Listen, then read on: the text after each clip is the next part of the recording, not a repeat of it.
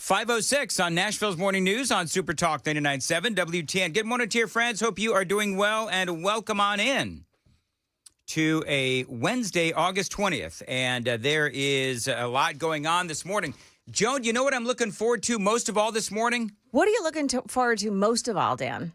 Besides 8:59:50 when I'm leaving the studio? Yes. Jeremy Finley is an investigative reporter. Jeremy Finley is going to come in. Oh, nice. And I've covered this story before, and I've been trying to get him on for a time, where I'm going to say law enforcement, statewide law enforcement. I'm not going to say exactly which law enforcement agency because I want to be able to tell the story with Jeremy Finley. But law enforcement has been pulling people over and giving people drunk driving tests, sobriety tests on the side of the road. And even though these people, their tests come back negative for any kind of alcohol, they get arrested for drunk driving. And so the accusation is that some law enforcement here in the state of Tennessee have been arresting people for drunk driving, destroying their lives, and it takes quite some time for the tests to actually come back. But by the time the tests come back, I guess blood test, whatever, urine test, whatever it is, then and they are proven innocent by way of the tests, that takes a long time. But the accusation is that they failed the sobriety tests off the side of the road. And so the question is, why is law enforcement arresting people that are not drunk for drunk driving? Because the testing ultimately shows that they're not drunk. Well, they're destroying lives. And this actually happened to a friend of mine. So Jeremy's going to join us at 8:05, and we're going to talk about which agencies are doing this, which agencies are most guilty of doing this, what he's finding out about all of this, and what are the next steps. And so that is all coming up here on Super Talk 99.7. He'll be joining us again at 8:05. Looking forward to that conversation. So there is that. And full disclosure, right up until the very second that I turned on the microphone, Joan, we weren't sure if this whole broadcast was going to get off the ground. Oh, wow. I saw a little scramble over there. There was, between Louie and myself, we're running between studios. We're trying to figure out what is the problem with the studio. We finally figured it out. Again, just nanoseconds before I was able to get on the air. Crazy. But here we are. Mm-hmm. All right. Louie, need some video, if we could, please. I'm going to stop. Are we going to do it all day long? No. Honestly, Dan, really? No, we're not. Okay. I'm sorry. All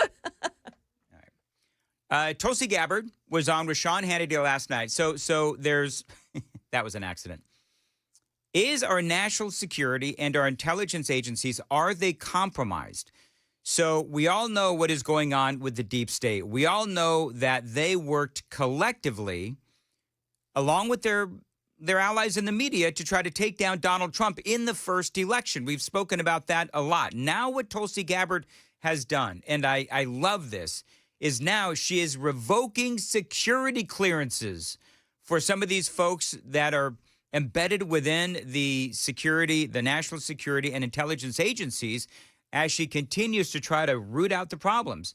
Sean Hannity had her on his TV broadcast last night. Do we have deep state actors that are trying to influence our presidential elections? Is that what we're concluding here?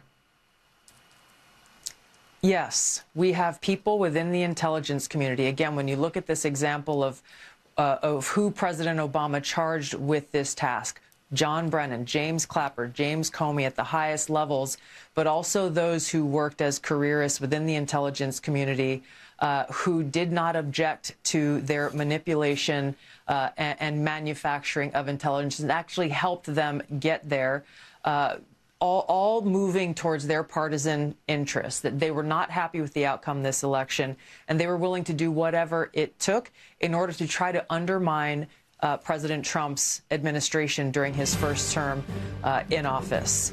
These are bad actors that have to be rooted out. Our national security depends on it. The ability for the American people's trust to be earned back depends on exposing the bad actors and holding them accountable. And that's what President Trump is determined to do. Well, you know, I love that she has done what she has done in an X post last night. Gabbard confirming reports of the action to revoke those clearances, writing, being entrusted with a security clearance is a privilege, not a right. Those in the intelligence community who betray their oath to the Constitution and put their own interests ahead of the interests of the American people have broken the sacred trust they promised to uphold. And so now part of my question is, and I don't know, Joan, if you know this, but there's a lot of people like a John Brennan and was it John Bolton, the walrus guy? That's John Bolton, right?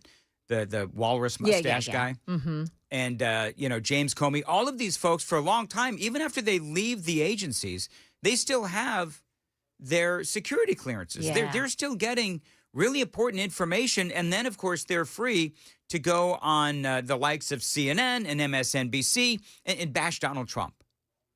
And, of course, the ultimate, I don't know, betrayal, irony, whatever it would be John Brennan and James Clapper and people of their ilk, where they set Donald Trump up for these accusations of Russian collusion, setting him up for the Mueller investigation, that whole thing. And they were on MSNBC and even the networks talking about how Donald Trump colluded with the Russians, even though they were the ones that put this whole plot to frame Donald Trump together. They were also among the 51 former intelligence agency officials who signed a letter that said, hey, that thing about the laptop. Yeah, the laptop. That's Russian disinformation. I remember that. Yeah, they were among those liars. So it's all about the things the left did to take away the right of the American people to have a fully functional, constitutionally elected president of the United States and be able to execute the duties and the oath that he took, all the while making our enemies stronger. And so that is what they did. So we'll have to continue to watch this story. But, you know, this does appear, they say, to be a first for the FBI. We'll have to see ultimately what happens. They say in what appears to be a first for the FBI, Attorney General Pam Bondi and FBI Director Kash Patel announcing on Monday that Missouri Attorney General Andrew Bailey will serve as co-deputy director. Now, Bongino, Dan Bongino, is currently deputy director of the FBI. Now they're bringing in somebody to, I guess, work alongside of him, Missouri Attorney General Andrew Bailey, who, by the way, is very well thought of amongst the attorney generals. Bailey will serve beside Bongino. Bondi and Patel told Fox News Digital, which was first to report the announcement. Bongino was tapped as the FBI's sole deputy director earlier this year.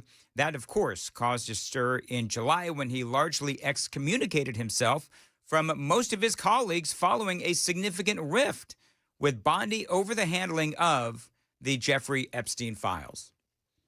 Now, what does this mean? I've got a theory, and I've got it for you coming up next. It is 5:15. Time to check the roads on WTN. All right, so we do have that closure in Hendersonville, Old Shackle Island Road between West Main Street and Volunteer Drive.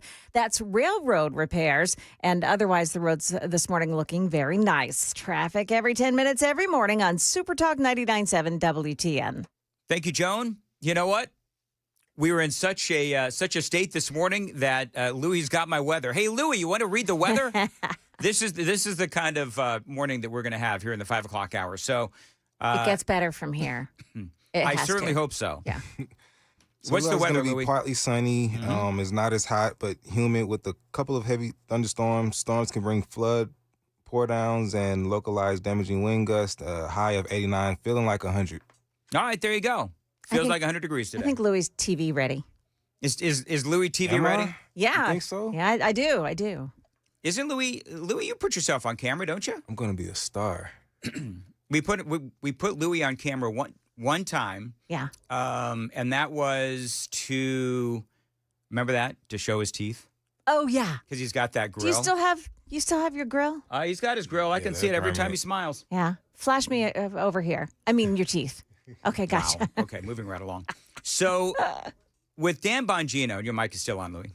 With Dan Bongino, they're bringing in it's almost like a second, a second deputy for the FBI.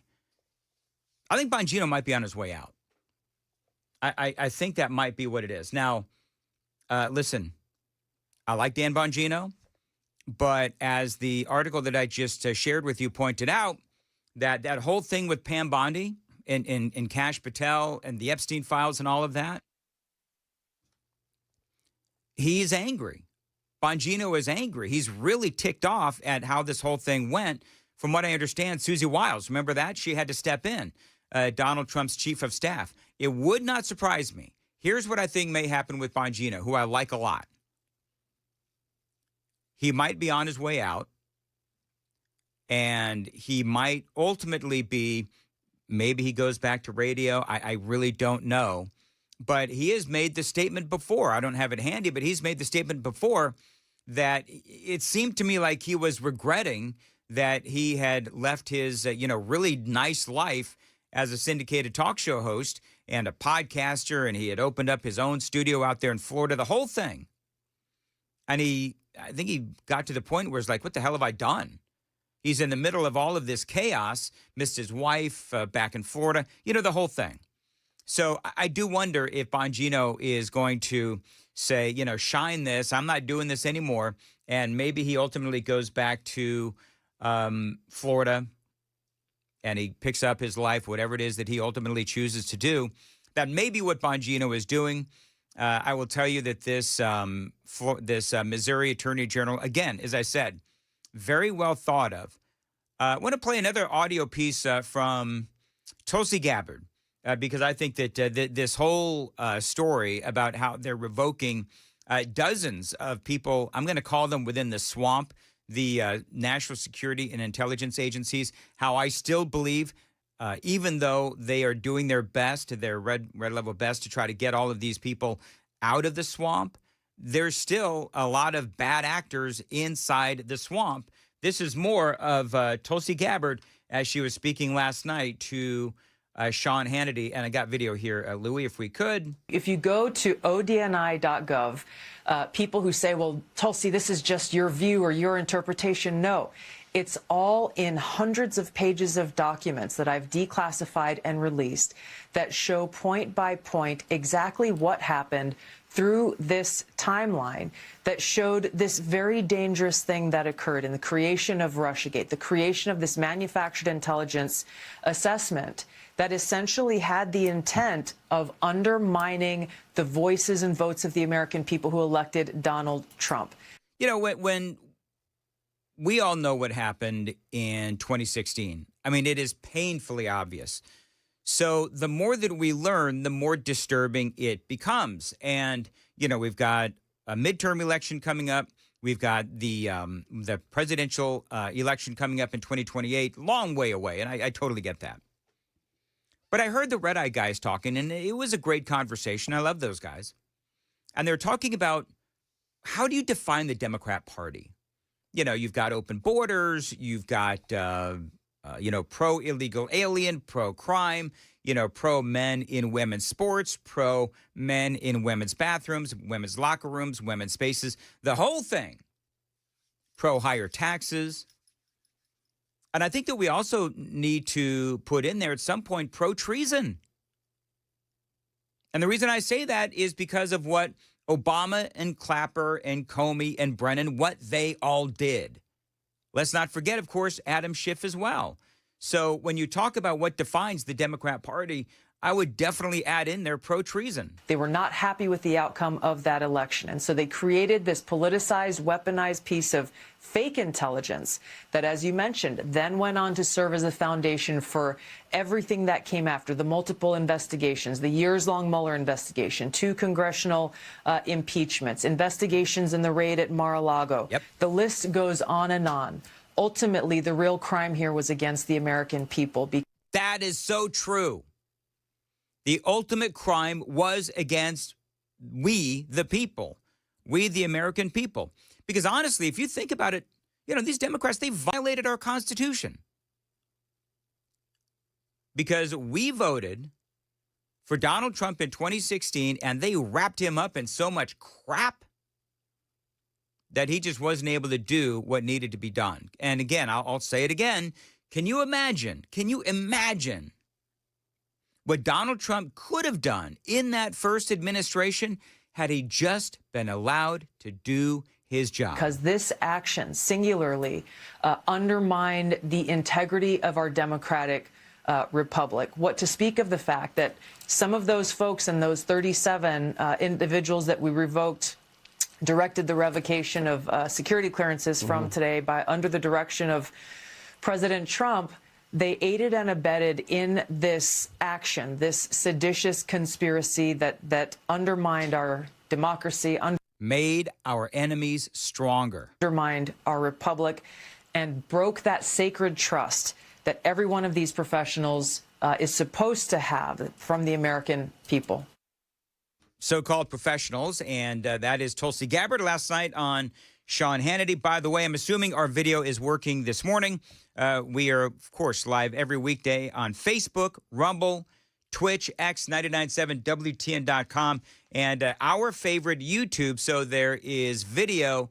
If you're watching online, I have video to just about all of the audio that I'm playing these days. So if you want to check us out, you certainly can on any of the platforms that I just mentioned. You can also chat with us live, 615-737-9986. Super text line is going to be open here in a second, so I always love conversing with you on the super text line.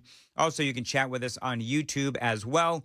You can also download the podcast. You can listen to the podcast anywhere you get podcasts. And, Joan, we're kind of like a bad rash.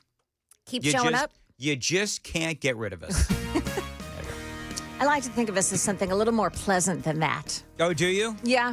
I mean, I fancy us to be a little more pleasant. A little bit more pleasant? Yeah. Just a little bit? All right, fair enough. Slightly.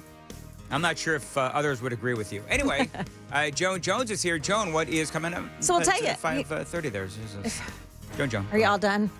Okay. Yes. Yeah, it's about to get a little cooler around here, and Stefano tells us what today's weather is going to look like and in the days ahead, and I think you're really going to like that. Also, there's a recall that's definitely going to have you checking out your freezer.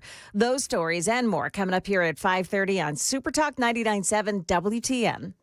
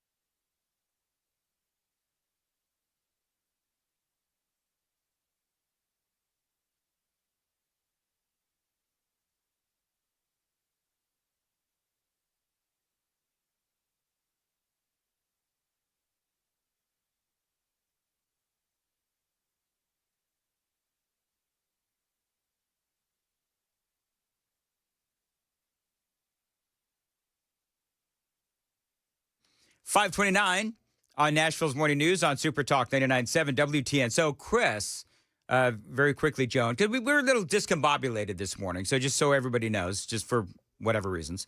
And Chris, watching on YouTube, very astute, because I think Chris noticed that I was reaching for my throat coat cup. Yes. And it's like not where it usually is. It's like across the desk and I couldn't reach it. And he says something about, "Oh, Dan, your throat coat is too far away." I mean, that he clearly knows my routine. Play audio, drink the tea, put the tea, but it's way over there. That's how crazy it was this morning. So that's number one. Number two, another guy on the I think it's the YouTube chat or the Facebook chat, but a guy says something about Dan must be really smart, so smart that his brains push out his hair. Oh, man, Dan.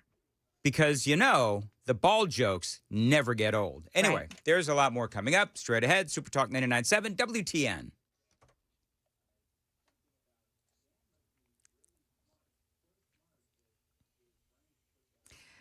Good morning, 5:30 now. I'm Joan Jones with your top stories, and this is the first day in a while that we're not seeing extreme heat warnings in our forecast. Here's Channel 4's Stefano DiPietro. Low to mid-90s this afternoon, so it is still hot. We have not completely lost the heat by any means or the humidity, but it's a little more bearable than it's been. Yeah, and we're also going to see an increased chance of thunderstorms today. Stefano's forecast is coming up. We've got more information now on a hit and run on I-65 early yesterday morning. Here's Channel 4's Tracy Cornett. Police say just before midnight, a man was sitting in a lane on I-65 North under Dickerson Pike with his back to traffic. One driver pulled to the right shoulder to help him. After that, another car then hit the man and drove off. The man was pulled by the other driver to safety before he was taken to the hospital. Investigators have not given us a description of the car that drove off. And the man who was hit is in critical condition. The TSA making yet another change to speed up security checkpoints. It's launching new e-gates for Clear Plus members, where flyers can use biometric scanners and walk right through. The new e-gates join other options available to flyers to get through security faster. This comes at a time when travel is booming. TSA reports 7 of its 10 busiest travel days ever were this year alone. And next year, millions will travel for soccer's World Cup here in the U.S. and the country's 250th birthday. That's ABC's Lionel Moisey. An alarming warning from the FDA about shrimp that may be in your freezer. The FDA now warning consumers not to eat certain shrimp sold at Walmart that may be radioactive. The shrimp were sold under the Great Value brand and have a best buy date of March 15th, 2027. They may have been contaminated with a radioactive isotope while in shipping containers. Wow, that's ABC's Lionel Moisey. That is the latest news, traffic, and weather next. I'm Joan Jones, WTN News.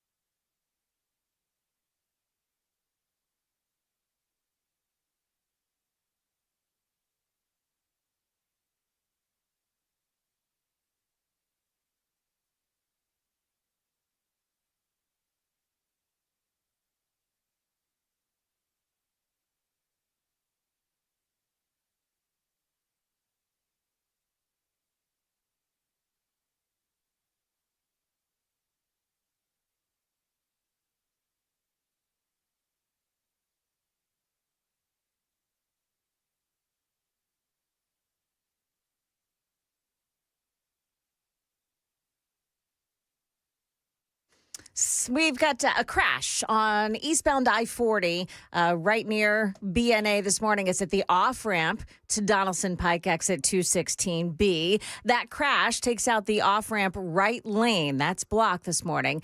And you also have the Hendersonville closure of Old Shackle Road between West Main Street and Volunteer Drive. Railroad repairs happening there. 24 is looking okay this morning, just starting to begin some delays now as you make that merge onto I-40. Looking pretty good if you're coming in from the north. Traffic every 10 minutes every morning on Super Talk 99.7 WTN.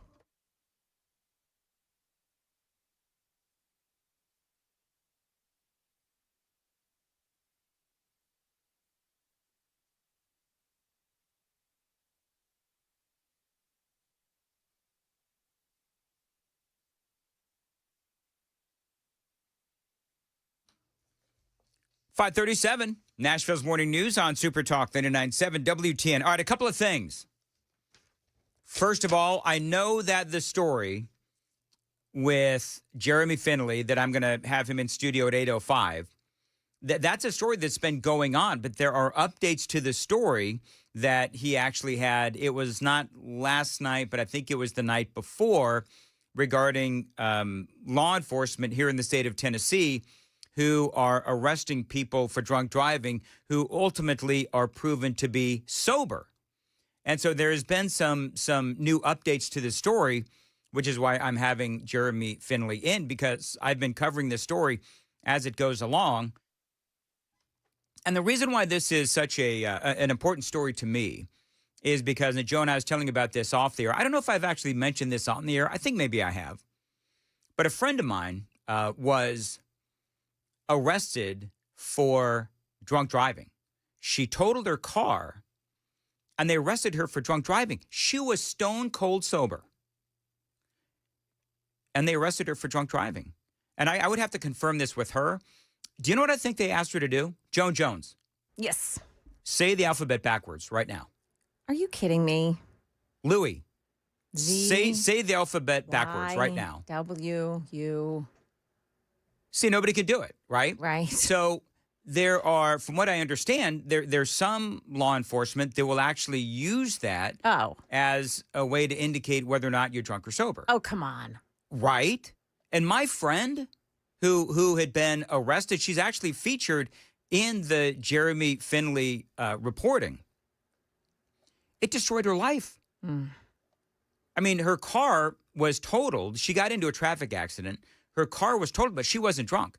But her car was totaled, and then they said that she was drunk when she wasn't. So she had to go through all of this just rigmarole with her insurance, with her license. I mean, it really, it put her life on hold for a while. It really does destroy lives. And I'm going to let Jeremy Finley, who has been talking about all of this and reporting on all of this, great investigative reporting. And he's just, the people that these law enforcement agencies do this to, they just destroy their lives. And so I think that it is definitely worth the interview, and it is worth the highlight. And I'm going to do it on here on WTN at 8:05. Joan, do you think that the people of Ukraine, do you believe that they want an end to the war, or do you think that they want to keep fighting? Need some video, Louis. I think I've heard this story, but I think at this point they want an end to this war. They want an end to this war. This is CNN's Harry Enton. There have been some absolutely major shifts. The idea that Ukraine's going to achieve complete victory, that idea has collapsed within Ukrainian society. What are we talking about here? Ukrainians on the war versus Russia. You go back to 2022, the start of the war. Fight until Ukraine wins. Look at this. The vast majority, about 3/4, 73% agreed with that position. Negotiate to end the war as soon as possible, only 22%. Look at where we are now. It's a complete flip. It's the inverse. Now 69% want to negotiate to end the war as soon as possible, compared to just 24% who want to fight until Ukraine wins. That's a 49-point drop in this position. All right, so because I know that it's hard if you're listening on the radio, Ukrainians on the war versus Russia negotiate to end the war ASAP. In 2022, 22%. Now, 69% want this war to be over as soon as possible. 69%. Now, one of the big differences I think, is that right now Vladimir Putin is bombing further into Ukraine, and he is hitting residential areas. And now if you paid attention to the news overnight, Russia and Ukraine, they're bombing the hell out of each other. And I don't know if this meeting is ever going to happen between Putin and Zelensky, but Ukrainians, they want this war to be over as soon as possible. In 2022, 73% said they wanted to fight until Ukraine wins in 2022, 3 years ago. Now, only 24%. So as Harrienton said, a complete reversal. The people of Ukraine, and I think that literally the people of the world, want this thing to end and end quickly. One of the main people that doesn't want this war to end quickly, obviously, clearly, is Vladimir Zelensky. Now, of course, negotiating to end the war as soon as possible, that's a bit more nuanced, right? Ukrainians don't want to agree to all of Russia's demand, but I think the idea of even there being some territory that would be not formally recognized as being given that Russia could in fact stay in, that does have majority support, but the idea of formal recognition of Russia's demands, absolutely not. All right. Why do you think that opinion has changed to the extent that it has? Well, I think one of the big reasons why... Gee, I don't know, because they're getting the living crap bombed out of them, and they have no men left in Ukraine. You ever thought about that, Joan? That's horrendous. Who in Ukraine is going to be able to, like reproduce? Yeah. You know what I mean? Yes. I mean, the men are just gone. And the rumors are that Zelensky has, started to pull people off the street and force them to fight. It's a horrendous situation. It's got to end, and that's what President Trump has been saying all along. It's got to end. It does. The interesting thing when you look at what's going on is that the media, and I've got some great audio to prove this, but the media, and I've said this last several days now, the media, they are rooting for Donald Trump to lose by not being able to solve this problem. And it's astonishing. I mean, when you look at, to be perfectly clear, when you look at the evil nature of the media as they are criticizing Donald Trump's every move, as the president is trying to save lives, and Democrats too, it just proves how low they can go. Here's more from Harrienton. My opinions have changed is this idea that this war is going to end anytime soon. Ukrainians don't think it will. Take a look here. Ukrainians on the war ending within a year. Just 25% say that it is likely. Look at this. 68%. 68% say it is unlikely that the war will, in fact, end in a year. And you'll notice, John, this 68% looks a heck of a lot like the 69% who say that they want to negotiate to end the war as soon as possible. So it's interesting. So in other words, the people of Ukraine, they want the war to end as quickly as possible through negotiation, but they don't really believe that it's going to. It sounds like in Ukraine, they've kind of lost hope. Not a lot of men left. They keep getting bombed. Zelensky is acting like a petulant child. And Vladimir Putin, I think, and I heard somebody talking about this. I don't remember who it was. But people are talking about, and some people are saying that ultimately what Vladimir Putin is doing is he's just trying to run out the clock. It's like Trump said, no, we're going to get on the phone immediately and try to get Putin and Zelensky together. That's what we really need to do. So President Trump overnight ruled out Ukraine joining NATO, seemingly ever. But what do Ukrainians feel about that? Obviously Ukrainians would like to join NATO. That has been a goal of theirs for a number of years. But the idea that that NATO admission will happen within 10 years, look at the collapse in this position. 2022, it was 64%. Now it is just half that level at 32%. So, again, this is one of the goals that, Ukrainians had since the beginning of the war. They no longer believe that it's achievable. Well, the idea that Russia is going to be forced out of all of that land that they're occupying, they don't necessarily believe that that is going to happen. So, again, I think this is one of the reasons why Ukrainians, they certainly don't want to accede to every Russian position, certainly not most of them, but the idea that they do want to negotiate and end to this war as soon as possible, that has now gone through the roof. All right, so should Ukraine be admitted to NATO? In 2022, 64% thought that, yeah, that's going to happen. Now, 2025, only 32%.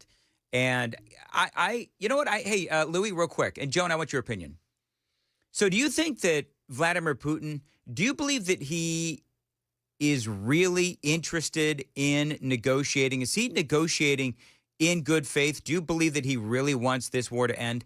So, Louis, what I want the poll to be, because we're in such disarray this morning, seconds before the show came on the air, we didn't get a poll up either. So, real quick, Louis, the poll question is, do you believe Vladimir Putin is negotiating in good faith with Trump/Zelensky? Yes or no? Joan, do you think he's negotiating in good faith, Vladimir Putin, or do you think that he's just trying to run out the clock so that he can continue to, bomb as much as he can? And then ultimately, if the negotiations end up failing, Putin will say, well, couldn't get a deal done, so we're just going to keep making more and more inroads into Ukraine. Yeah, I think that is exactly how I see it anyway, because I'm reading stories about how, President Trump has set up this availability for him and for Zelensky to speak, and he keeps delaying. He's got these delay tactics. Well, yep. I want to invite Zelensky here. Well, Zelensky's not going to go to Russia to speak to him. Of course not. That's a danger. Oh, my Lord. Can you imagine Zelensky going to Russia? That would be insane. He would be arrested and he'd be in jail, executed, whatever. Yeah. Poisoned. I think that's the preferred choice. Yeah, so now they're talking about what, Budapest or something? Yeah. And so they're scoping out a place for it to be done, and he just keeps on sort of moving the goalpost. He is. So if he can't get it done, like you said, I tried. I tried. He's So not now- negotiating. My official talk show host position is I don't believe that Vladimir Putin is negotiating in good faith. That's number one. Mm-hmm.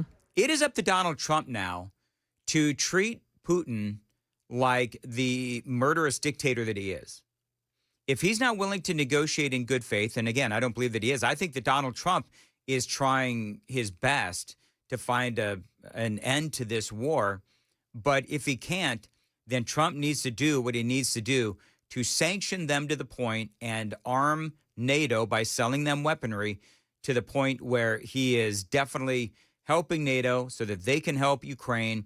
And he's got to do whatever he can to sanction the living crap out of Russia with sanctions and secondary sanctions that will actually have an impact on Vladimir Putin and Russia. Because we know that sanctions, honestly, they don't traditionally work with Russia because they can just do what they do with China. They can just do what they do with Iran and North Korea as well. So there's ways that Russia has been able to skirt U.S. sanctions before. And so Trump needs to get really aggressive with not only Russia, but also with the other nations that Russia does business with. We're talking about China. We're talking about Iran. We're talking about North Korea and the other nations, but that's like the gruesome foursome. So anyway, yeah, I don't know. Do you have any closing thoughts on that, Joan, before we move on? I think you've said it all, Dan. Okay, very good. Hey, you want to go to my X feed at Dan Mandis Show? Do you know what I always say about Bernie Sanders? Do you know what I call him? No. You don't remember that I call Bernie Sanders Balloon Hair Bernie? Oh yeah, yeah. So there is now a meme out there, and let me see if I can pull it up real quick. It is a picture of Bernie Sanders, and it's his balloon hair is flying all over the place, and it's Bernie Sanders, and it says, "I don't always comb my hair, but when I do, I use a balloon." That's awesome. I love it. Now, I cannot be the first one that's called him Balloon Hair Bernie. I'm certain that other people have, because it's just too obvious. A lot of people chiming in on the super text line, by the way. 615-737-9986, 615-737-WWTN. We are going to end it there, but coming up, Tom McDonald is out promoting his album. We played that audio. We played some of his music yesterday, and that The Devil Lives in, what is it? The Devil is a Democrat? Is that what it is? I think it is, yeah. His new song? That's right. Thank you, Louis. So he came out with another little ad campaign for this, and he's talking about, of course, Gavin Newsom. I've got that for you coming up as well. I have Caroline Levitt. Did you watch Caroline Levitt's press conference yesterday, I did. Joan? It was holy so smokes. fantastic. She absolutely smoked Yeah. the media. So I'm going to play that audio for you Including as Fox well. News. Well, you know what? Jackie Heinrich. Yes, you know what Jackie Heinrich did, right? Yes, I watched her do it. I was stunned and amazed. I didn't do it on WTN. I did it overnight, Red Eye Radio, Saturday morning. Maybe I'll revisit the lead up to that because Jackie Heinrich, I'm going to be honest with you. I wonder if she got a little talking to because of the way that she framed the meeting with Donald Trump and Vladimir Putin on Fox News and how the host Brian Kilmeade put her in her place. I mean, it was actually awkward. All right, I've got to play the audio now. I'll see if I can find it. But and I think I've only got the audio. I think this was before I was doing video, but I'll play it, the lead up to it. And Caroline Levitt and Jackie Heinrich, you know, Joan, the only thing I can say about their conversation is, wow. Yeah. Was that sexist? No. It wasn't? Okay, like a cat fight kind of a thing? Yeah, maybe it is. Whatever. Anyway, I do believe, though, that Caroline Levitt won. It is 5:52. Got a lot more straight ahead on Nashville's Morning News. Joan has the news coming up at 6. Joan. So there's a shakeup at Core Civic, the private prison company. Also, why it costs so darn much to catch an Uber to the airport. And then you don't even get close to the front doors. Stick around for that and more at 6 o'clock on Super Talk 99.7 WTN.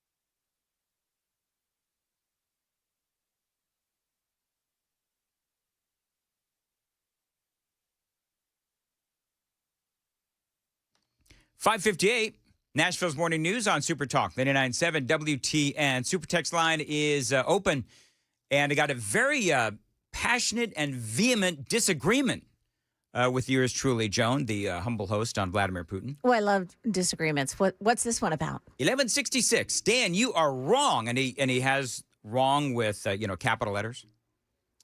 If he could make it bold, he probably would have done that too. Yeah. But I think he's thumbing it. Dan, you are wrong about Putin. Putin begged for security guarantees for Russia before the U.S. NATO alliance forced Russia to conduct their special military operation. He says influencers like you on the radio are doing a disservice to your listeners. The truth is out there for anyone who seeks it. Do you know what I experienced? And we could debate Russia all day long.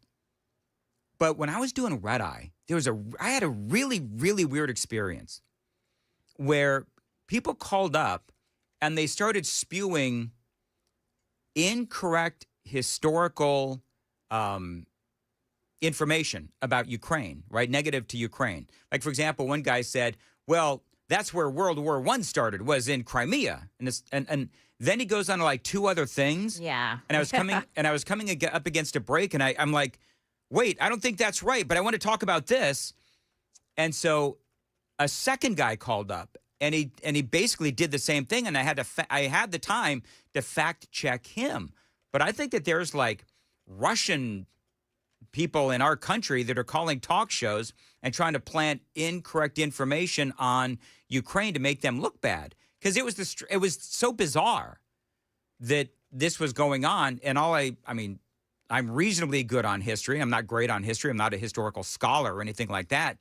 But I just thought that it was interesting that twice in a 5-hour period, people called up, young men called up, and they were, spewing historical inaccuracies to make Ukraine look bad. And I had the time to fact check one of them, not the other. But I thought that it was really, really interesting. So anyway, whatever.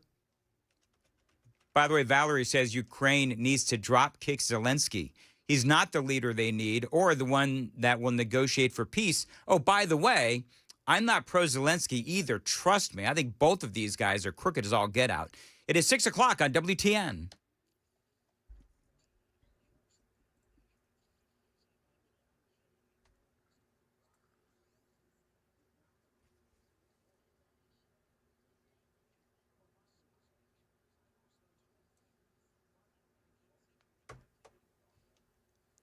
Good morning. It is 6 o'clock, and I'm Joan Jones with your top stories. Just as traffic is starting to heat up this morning, we've got an accident in Paragon Mills. It's on Harding Place at Junkill Drive, and it involves some injuries there, too. Lots of stuff on the scene and causing some delays. In the news, President Trump defining the U.S. role in security guarantees for Ukraine. The Wall Street Journal is reporting that the U.S. would use air power to support European security forces in Ukraine. There's no clarity, though, on whether that means warplanes, air defense systems, or surveillance drones, or a combination of those. President Trump has confirmed, however, there will be no U.S. boots on the ground. The CEO of private prison company CoreCivic, based in Brentwood, is stepping down after 16 years at the helm. Damon Henninger has overseen a sharp rise in the company profits as ICE became its biggest customer. However, the Justice Department launched a civil rights investigation into Trousdale Turner Correction Facility last year amid reports of violence, drug overdoses, and chronic understaffing. Nashville has the distinction of charging more than almost any other city in the nation for a rideshare trip to the airport. BNA just hiked the price of the airport fee to $5 each way. There's an additional $2 fee that pays for the Music City Center. This rider spoke to Channel 4. I'm a touring musician, so this is also coming out of my pocket just to play a gig. So, it is discouraging to know that we have to pay more just to do our jobs. Airport leaders say their $5 fee helps to fund $500 million in transit improvement projects. But Uber says that $2 convention center fee isn't typical and it shouldn't be added to the rides from the airport. Market Numbers report brought to you by Beacon Capital Management, online at beaconcm.com. Fed Chair Jerome Powell's term will be up next year, and Treasury Secretary Scott Bessent says he's going to start interviewing candidates soon.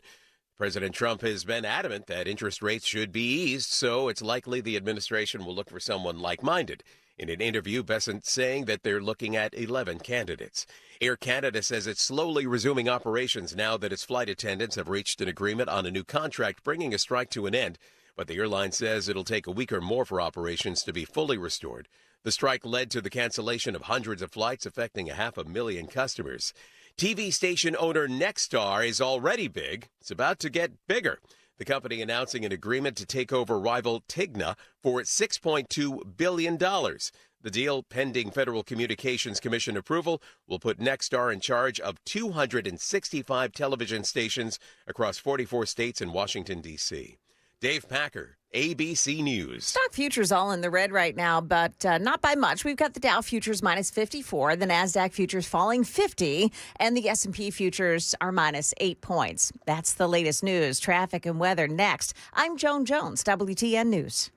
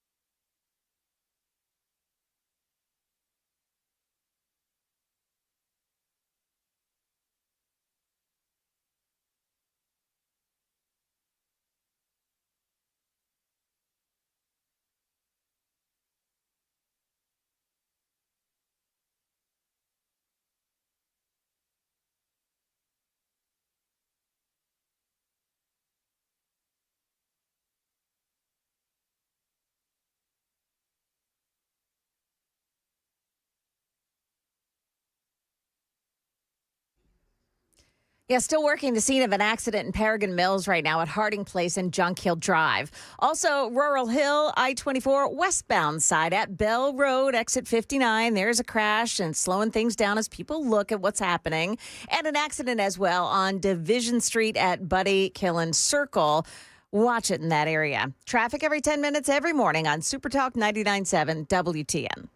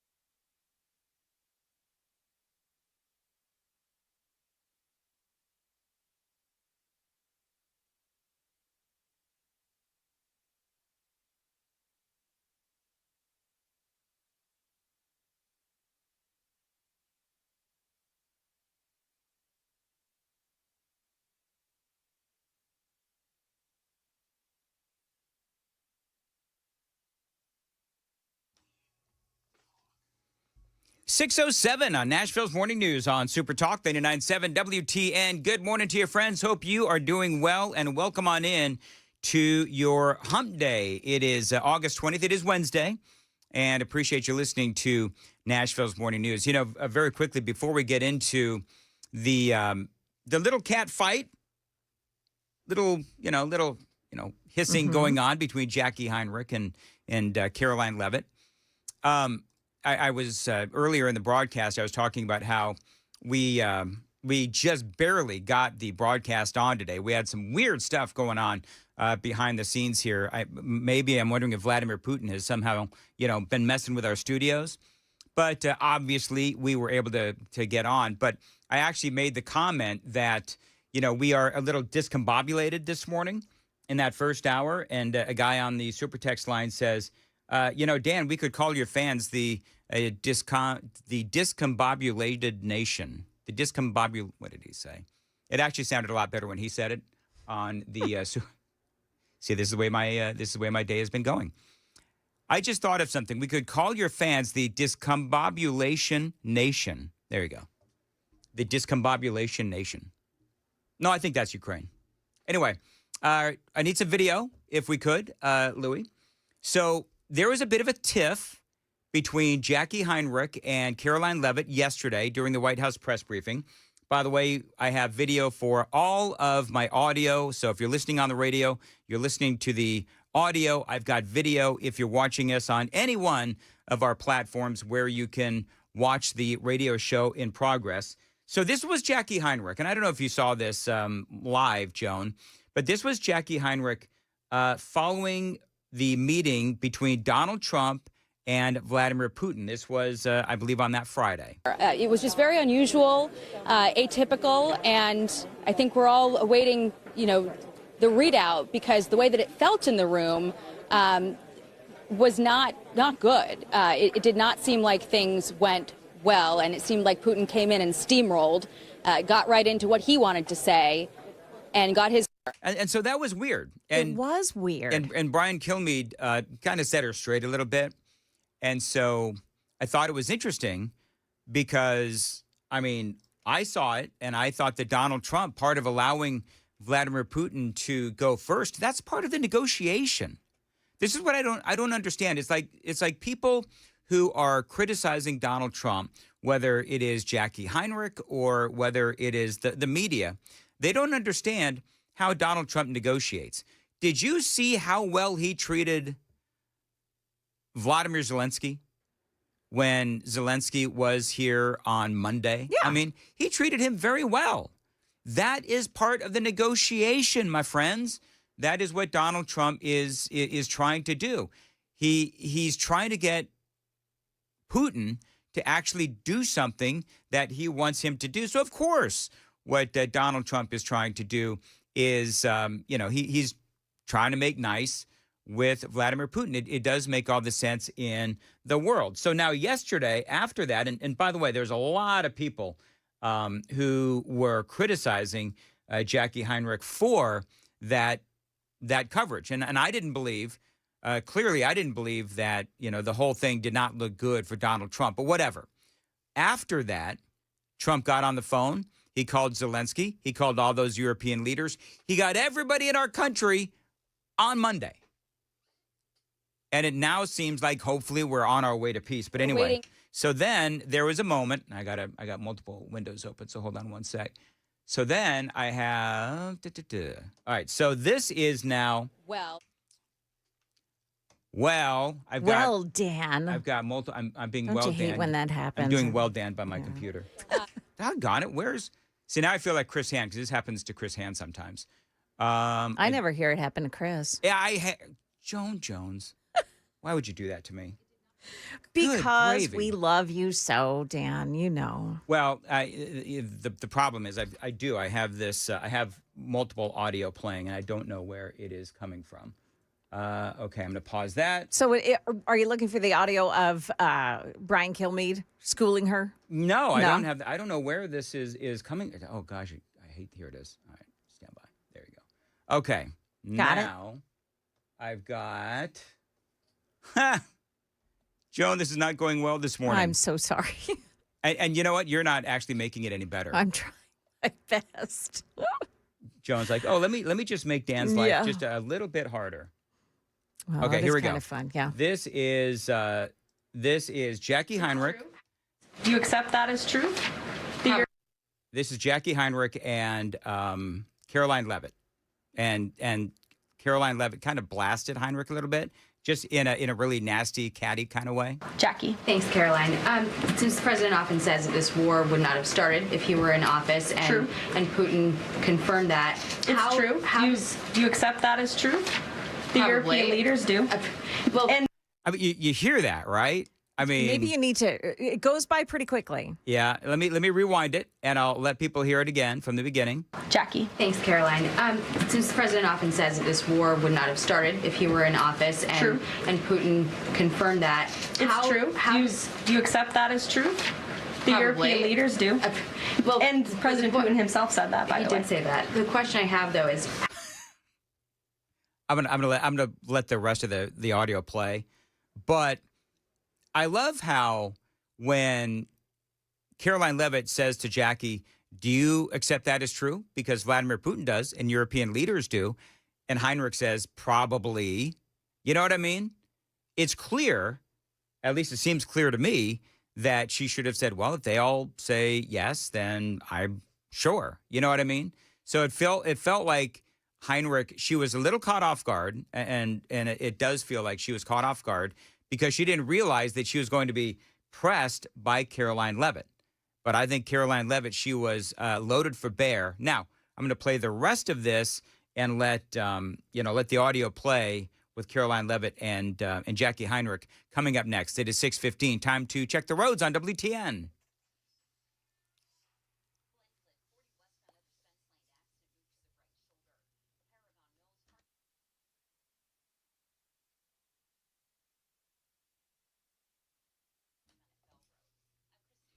As far as your weather goes today, partly sunny and not as hot, but humid with a couple of heavy thunderstorms. Storms can bring flooding and downpours and localized damaging wind gusts as well. High of 89, feeling like 100 degrees. And appreciate you listening to Nashville's Morning News. We don't know where that flooding and downpouring and localized damaging winds are, because that's like kind of be like everywhere, Joan? It's going to be scattered. So scattered thunderstorms today, but a better chance of it happening today than like yesterday. Okay. By the way, in that little cat fight, who came out on top? Caroline Levitt or Jackie Heinrich? Oh, I think Caroline Levitt did. Absolutely. Because she was able to frame Jackie's question. Jackie didn't want to give that in. So I wish I had the transcript in front of me of that. But Jackie said, what did she say, Dan? Well, I can play it again. Yeah, I know how I felt a few minutes ago. Yeah, okay. What are you talking about? You talking about the original? The original question. When she just asked that question of Caroline Levitt. All right, I'm gonna let the whole thing play. Okay. Jackie. Thanks, Caroline. Since the president often says that this war would not have started if he were in office, and Putin confirmed that. It's true. Do you accept that as true? The European leaders do. And President Putin himself said that, by the way. He did say that. The question I have, though, is what is the president going to do to ensure that these security guarantees last beyond him into the time when he is no longer president? And does that have to involve Congress at all? Well, he understands the need for that, which he spoke to yesterday. And what's he going to do? It's why he's engaging in so many talks and so many conversations with both sides of this war with our European allies. It's why on the way home from Anchorage, Alaska, very late at night, when I know many of you on the press plane were sleeping and many staff were sleeping, the president himself was still awake at 2 o'clock in the morning talking to European leaders and NATO about how we can ensure a lasting peace and bring this conflict to an end. He has expended an incredible amount of time, energy, and effort into bringing this war to an end, and he remains determined to do that. All right, so there you go. So what she did in the beginning there was to sort of say, Jackie, you believe it too? Do you believe the President Trump when he said that the war wouldn't have happened if he were in office? Yep. Do you believe that, Jackie? Because everybody else does. To say, where are you on your reporting? Well, the great thing was, they were for the radio. Caroline Levitt had a smile on her face, right? She had a smile on her face that clearly was almost like challenging in a way. Yeah. So, yeah, I don't know. Where is Peter Ducey? And by the way, can I just say, though, that the question that Jackie Heinrich asked actually is a valid question. Without a doubt. That is a valid question because Vladimir Putin, Yes. and this is why the guy that said that on the super text line that Putin asked NATO for security guarantees and all these other, that is true. But I think it is absolutely absurd. And again, not to belabor the point, but I think that both Zelensky and Putin, both of them are crooked, both of them are corrupt, and both of them are liars. So there is no hero when it comes to these two leaders. There just isn't. But when it comes to who the American people trust with our foreign policy, because that's ultimately what that question is about, right? Yeah. That question is about foreign policy. In other words, if a Barack Obama or a Joe Biden type get into office, then seems to me like all bets are off because every time we get a Democrat in office, a Democrat in the Oval Office, Vladimir Putin misbehaves. So it's a legitimate question because, Lord help us, if we end up with a Democrat in the Oval Office again, then Putin can always say, like he has done before. He has said before, the reason why I am going to, rip up these previous deals and these previous agreements that we have had with Ukraine is because that was with an old administration. That's literally, the justification that he had for going against his word that he was not going to go into Ukraine. It was basically, and I'm paraphrasing, that it's a different administration now. And so he could do the same thing here, which is why that is actually a very legitimate question. So I think it's two parts. Number one, how do you make sure that Vladimir Putin sticks to his word, regardless of who is in the Oval Office or what party is in the Oval Office? And part two to that discussion is clearly we know that the foreign policy of the Democrats is wrought with disaster. I mean, we could talk about, just look at the last 4 years with Joe Biden is, open borders, the failed pullout of Afghanistan. China, of course, was emboldened as well. I could go on, but I think we all know. That's number one. And so number two is Donald Trump is the epitome of peace through strength. You had Putin go into Ukraine, Crimea, when Obama was president, and Barack Obama gave them, paper towels, whatever it was. But it was Donald Trump. Blankets. He gave them blankets. Thank you. And you had Donald Trump come in and actually provided Ukraine with lethal munitions, like I think President Trump said, Javelin missiles. So that just tells you that if you want a strong foreign policy done right with peace through strength, then the American people need to keep voting for Republicans because every time there's a Democrat in office, every stinking time there has been a Democrat in office the last several presidential terms, we have had a disastrous, and I mean a disastrous, foreign policy. It is 6:21 in the morning. Hope you're doing well.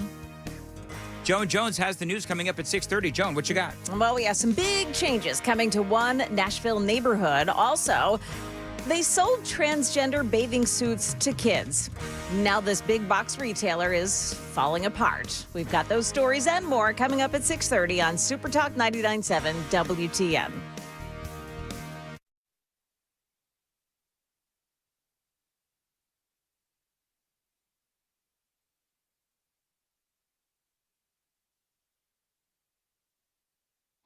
.621, Nashville's Morning News on WTN. Dan Mandis here with a question for you. If your roof was destroyed in a storm, how much of that replacement cost would your insurance company cover? Now, I know that I've been asking you this question for like 2 years, and a lot of you may still not know. And if you don't know, you really do need to ask because I don't want you to get screwed by your current insurance company because some insurance companies refuse to pay full replacement cost. They're going to deduct money for an older roof, and this means that the insurance company will depreciate how much they pay for your roof claim. If you have an older roof, they're going to pay you less, and that could leave you on the hook for thousands of dollars. Now, my friends at King & Associates Insurance, they will pay full replacement cost. So whether you have to replace a 10-year-old roof or a 2-year-old roof, they pay for it to be replaced, period.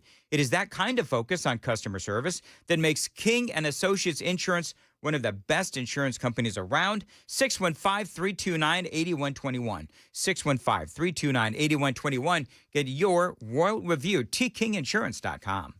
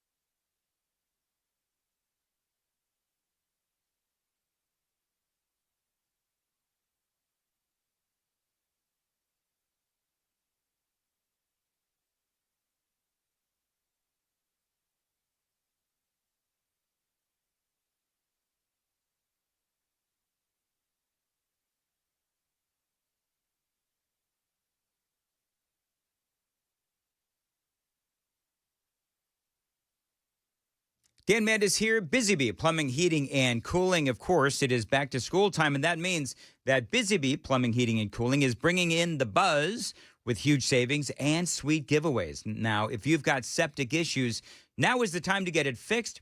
Get 15% off any septic work, main drain lines, or whole home repipes. Indeed, 15% off.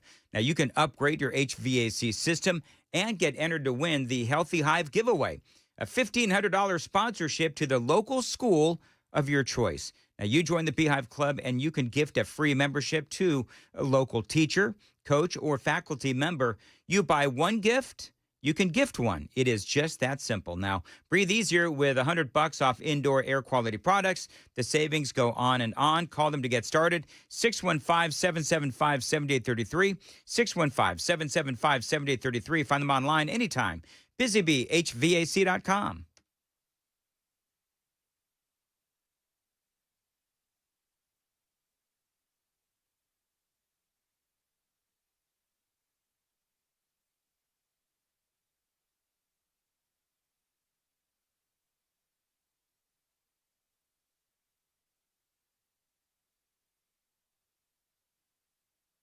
627, Nashville's Morning News on Super Talk 99.7 WTN. People are snarking at me on the Super Text line, Joan.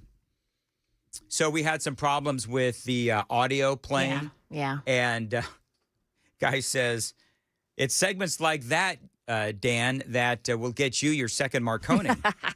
And I responded back. I said, it's segments like that I want to return my first Marconi.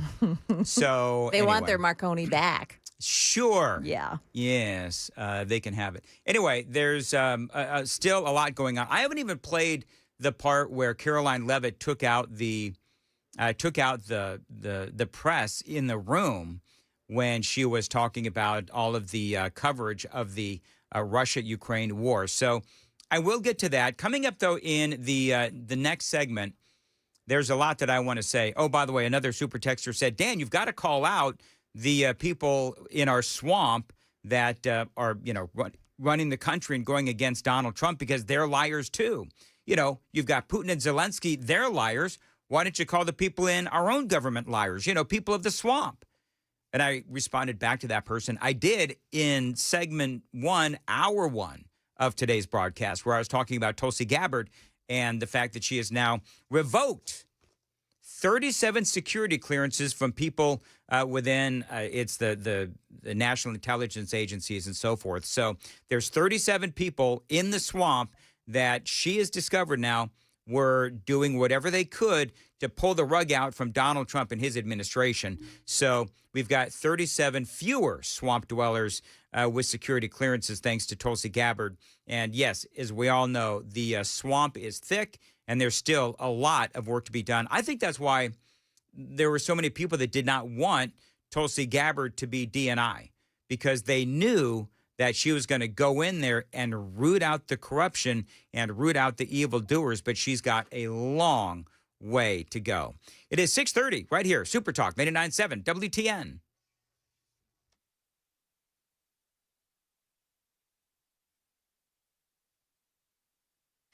Good morning. I'm Joan Jones with your top stories. Metro Council has given final approval, happened last night, to a rezoning of the Nations. It'll lead to more apartment buildings in the area that has until now been home to single-family homes.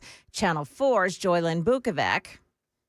2 amendments were added before that final vote. The first came from concerns that neighbors had at meetings, and it bans new short-term rental contracts. And the second one addresses traffic concerns. Metro's Department of Transportation says that they'll look into those issues during a broader master plan review. This rezoning allows for up to 4 homes on a standard residential lot, as long as the new homes are only 2 stories high. Following the drowning death of a second child this season, there's a push to add safety measures or completely close down a Clarksville park. That should be enough to permanently close that park, because it's a danger to the public, to the children, everyone. I'm beginning to think that maybe that should be a non-swimming area, maybe some type of guard to make people safe. Yeah, Channel 4 says a 10-year-old girl died on Sunday. 3 months ago, another preteen died at the same spot. Billy Dunlop Park and Robert Church Park are temporarily closed right now. Target's sales, the slide there has continued. It's a slide that began with woke policies and the rollout of transgender bathing suits for kids. And then more customers boycotted the company after it rolled back its DEI policies. Well, now its CEO is stepping down. Target shares fell nearly 10% in the pre-market this morning after releasing a disappointing earnings report. That is the latest news. Traffic and weather next. I'm Joan Jones, WTN News. Dan Mandis here. Appreciate you listening. Specialty Coatings. Now, listen, if you are a business owner and your floors, let's just be honest, they look terrible. Specialty Coatings can help you, because remember, if your floors are a wreck, then your customers are going to think that your business is a wreck. Specialty Coatings can help you.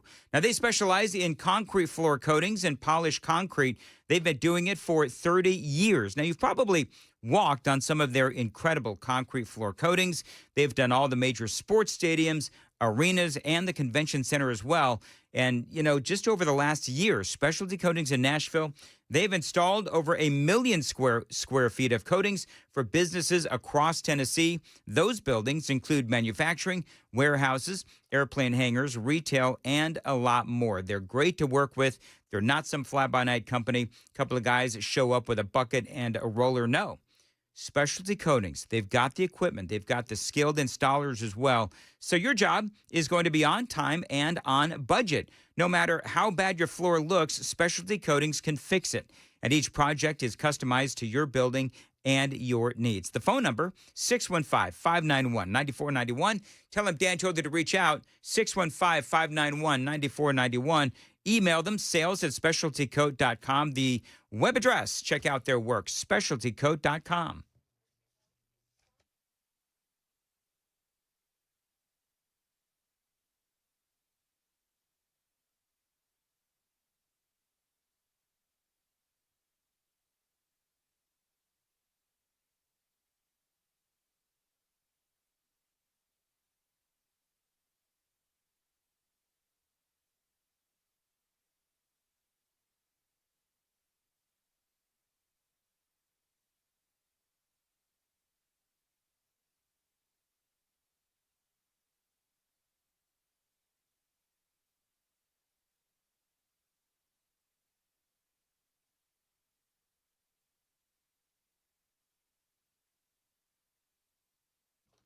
.634 Nashville's Morning News on WTN. Mark Spain Real Estate. Avoid the stress of listing your home on the market and sell your home fast for all cash with the guaranteed offer from Mark Spain Real Estate. Now, I always recommend Mark Spain to my friends and family here in Nashville because I know that they are going to sell their homes hassle-free with a strong all-cash offer. You know, Mark Spain Real Estate, they've been helping homeowners sell their homes for nearly 30 years, and they have served over 72,000 satisfied clients.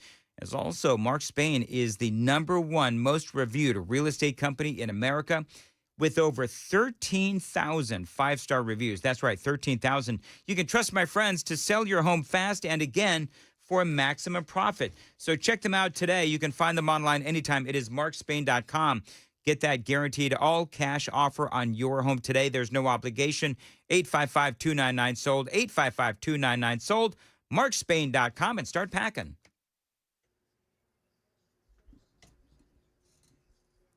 Couple of accidents, one on westbound 24 in Laverne. It's just past Waldron Road, exit 64.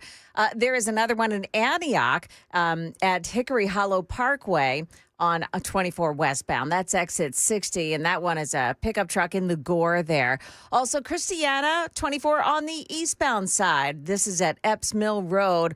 Watch for an accident in that area, too. Volume building up on 24. It's also building up this morning coming in from Brentwood area on 65, and also this morning on 231. Looks like it's backed up approaching 24. Things are looking backed up on 65 and 24 at the merge there if you're traveling in from the north. Otherwise, 40 doesn't look like it has too many problems so far this morning. Fingers crossed. Traffic every 10 minutes every morning on Super Talk 99.7 WTN.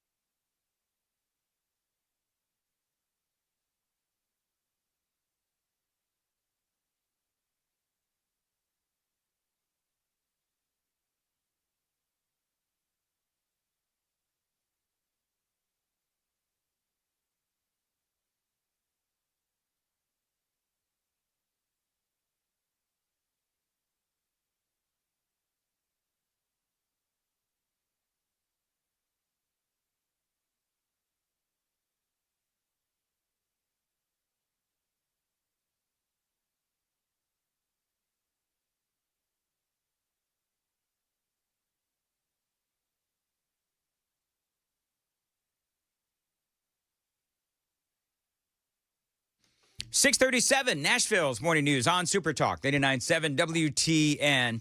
I've got a very, very funny story coming up about Hump Day. We're going to talk about that straight ahead on Nashville's Morning News.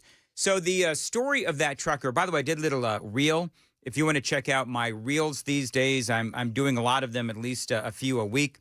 Follow me on X. Follow me on Facebook and Instagram. I am now, believe it or not, even on TikTok. No dancing, though. People have specifically asked me no dancing, even if you are, Mandis, on TikTok. And so if you want to see my shorts, my reels, go on over and follow me on the socials. I did one yesterday on this trucker that killed 3 people with that illegal U-turn in Florida. The story of this illegal alien behind the wheel of this 18-wheeler making an rogue illegal U-turn, and an SUV slams right into it, killing 3 people. And I've been talking about how this is absolutely an epidemic in America. And basically what's happening, it's funny. We were trying to earlier define all of the things that define the Democrat Party. And definitely one of the big ones, certainly in California. And if you believe that Gavin Newsom is the leader of the Democrat Party because outside of George Soros, they don't have a leader. And so I kind of feel like Gavin Newsom, he gets the leadership really by default. He and Kamala Harris. And so you got all these guys that are coming into this country illegally, going to California, getting their licenses so that they can drive an 18-wheeler. When these people are illiterate in their own country. Then they come here and they can't read certainly our language, and they can't speak the language either. You had Gavin Newsom and these trucking companies in California just giving out the licenses like they're candy. That's the state of California. And that's what the Democrat Party, that is what they stand for. And how many more American people are going to die because of these illegal alien truck drivers? So here we are yet again. And the stories, by the way, just very quickly, the stories are not just about truckers, but illegal alien drivers all over America killing people. In the states that give them licenses, they've got, in my opinion, they've got blood on their hands. So now listen to this. The guy from India that killed those 3 people with that illegal U-turn, federal investigators administered an English-only language proficiency assessment. How many, Joan, if you're there? I am. They asked this dude 12 verbal questions in English. Guess how many he was able to? I would say 0. 2. 2. You have more faith than I did. I was like, maybe 1. Turns out he had 2. Only 2 out of 12 verbal questions in English is his performance. In other words, the guy clearly couldn't speak or understand English. This is even scarier, Joan. Dude could only accurately identify 1 out of 4 highway traffic signs. Oh, see, somebody's got to go to jail for that. That man should never have had a license. What are we doing? We're all on the same roadways together with these trucks. Doesn't care. They don't care, Joan. It's all about bringing in as many illegal aliens as possible so that they can put them in cities where they can get more House or congressional representation and so forth. That is what the Democrats are trying to do. So now Sean Duffy tweeted this out. This cannot happen again. He said the at FMCSA, which is the Federal Motor Carrier Safety Administration, is launching an investigation into both this driver and White Hawk Carrier, which I guess was his employer. Here's what we know, he says, Sean Duffy, Transportation Secretary. Washington State improperly issued the driver with a full-term CDL. Asylum seekers or illegal aliens are not allowed to receive this. New Mexico failed to conduct an English language proficiency test when they pulled the driver over for speeding.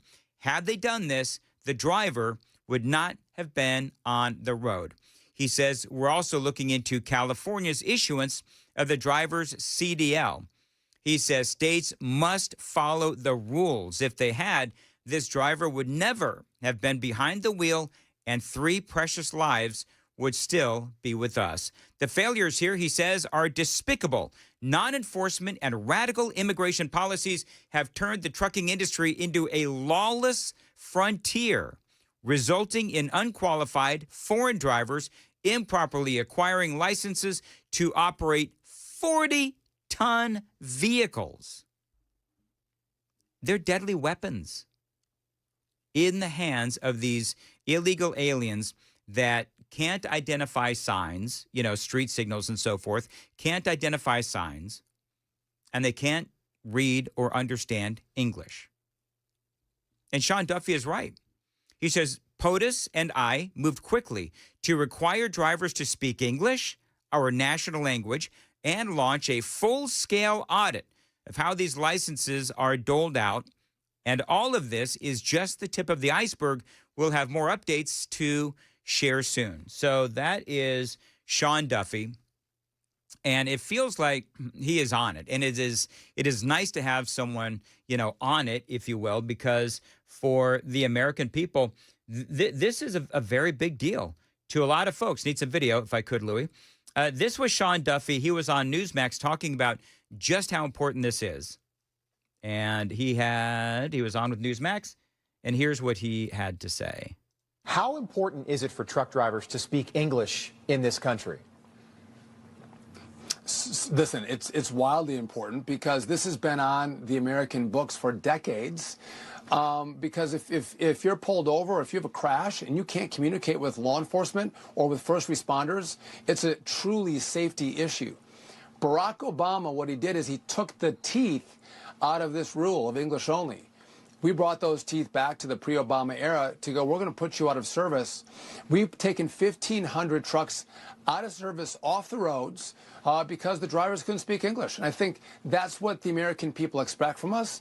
English is the language of the United States of America. Right. And if you're going to get in a mobile missile, you should speak our language. I love where he said, if you're going to get into a mobile missile, then you do need to speak the language. And listen, Sean Duffy is absolutely right. And the more that we allow, and I know that I said this yesterday, but, listeners come and go all the time. But we said during the Biden administration that we were going to be suffering or dealing with the consequences, the ramifications of Joe Biden's open border for years. And here we are. 6:45, time to check the roads on WTN.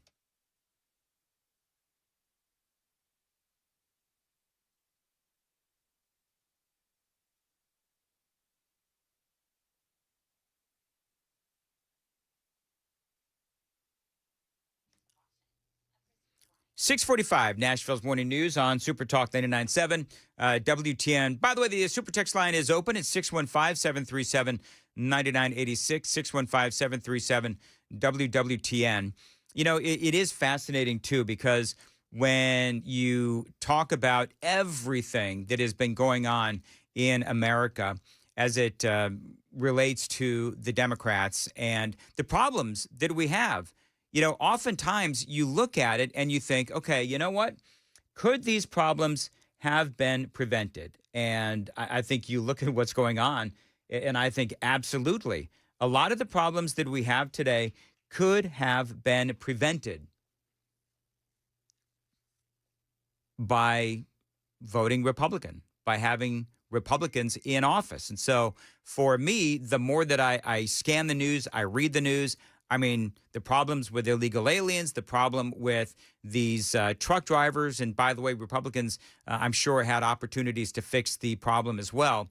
But you look at Ukraine, you look at, the problems with the cities across America where there's a lot of crime as the Democrats are running these cities into the ground.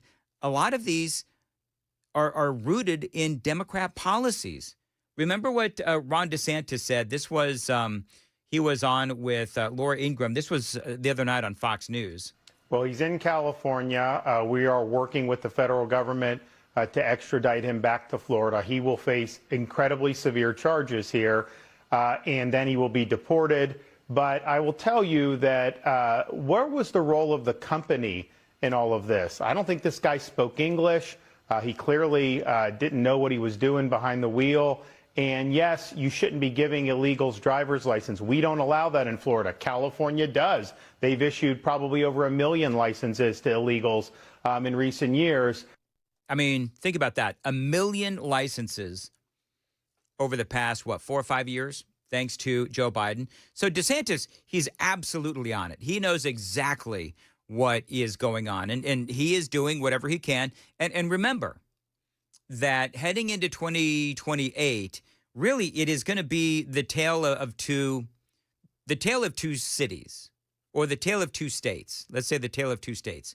You're going to have California with all of their problems, and they've got a lot, and the state of Florida with Ron DeSantis, which is an incredibly conservative state. And I think that if you want America to be something, we want to be more Florida than California.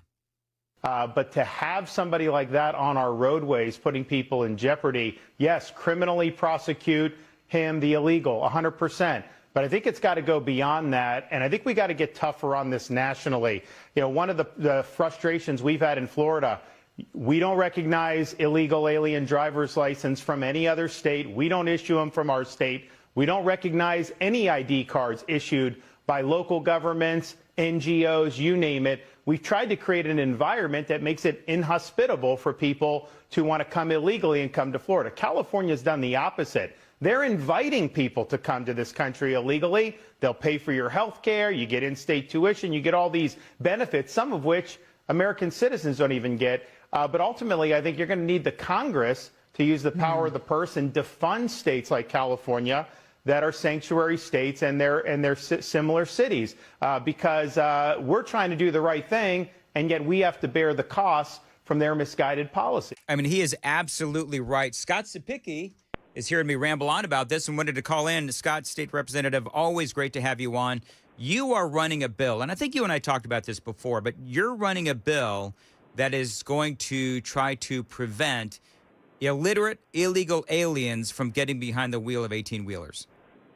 That's correct, Dan. I've been looking into this, and we have a loophole in Tennessee right now that if you're an employer with less than 5 employees and the employee doesn't give you any documentation, you're not required to do E-Verify in the state of Tennessee right now, which is making Tennessee a magnet for these illegals to come here and get work.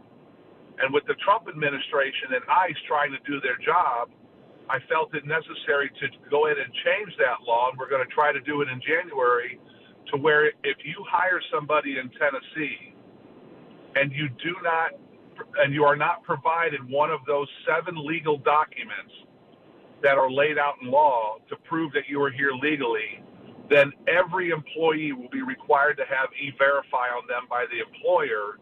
And if the employer is caught violating this law 3 times, then we will revoke their license. You know, one of the things, the concern is that, okay, so let's just say a guy gets a CDL, a driver's license from California, and they're driving all over the country, including through Tennessee. Is there anything we can do to ensure or enforce them not driving in Tennessee? I don't know how you do this, but is there an answer to that problem? 100% yes, Dan. There's a program called 287G that the Trump administration has opened back up. It was basically sunsetted by the Biden administration. And what that does is it legalizes local law enforcement, your sheriffs, your police chiefs of your cities, to act as ICE deportation agents when they do their traffic stops to detain these people. And so what we need is, I think right now in the state, since it's opened back up for Trump, for President Trump, is I think we have 13 sheriffs across the state in our 95 counties that have signed up for the 287G program. And we need all of our sheriffs in Tennessee to sign up for the 287G program, so we send a clear message. Hey, if you're driving here in Tennessee and we find out that you're here illegally and you can't speak the language, you're going back home. Scott, let me ask you, and I don't know, I don't mean to put you on the spot, but I don't know who the sheriff is in Shelby County, but the sheriffs in Davidson or Shelby County, have they signed on to this? No, sir. Okay. Will you keep us updated on this and let me know the sheriffs that are signing up for the 287G program and how can people get more information on what you're trying to do? Well, what I'll do is, Dan, I will text you over because I have your phone number. I'll text you over the current list of sheriffs that have signed up for 287G. Okay. And then maybe you can talk about that with your listeners, and they can ask their sheriffs to, hey, we want our roads safer. Please sign up for this program. And then when we file the language, I'm sure you'll know about it. Send me the list, and thank you very much. Always appreciate having you on. Scott Spiegel joining us here on Super Talk 99.7 WTN. Enlightening indeed. All right, it is, 6:53. Joan's got the news at 7. Joan. Yeah, coming up here, Dan, at 7 o'clock, why 4 Metro Nashville police officers are sitting home on administrative leave right now. Also, how students are getting around the cell phone ban in Tennessee. Those stories and more coming up here at 7 o'clock on Super Talk 99.7 WTN.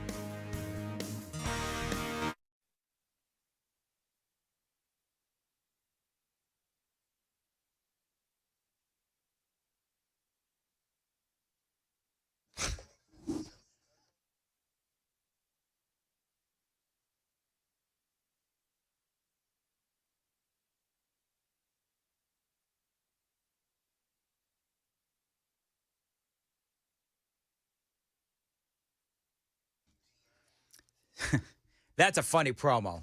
Big Tish. 6:53 on WTN. The weather in Middle Tennessee, it can get crazy.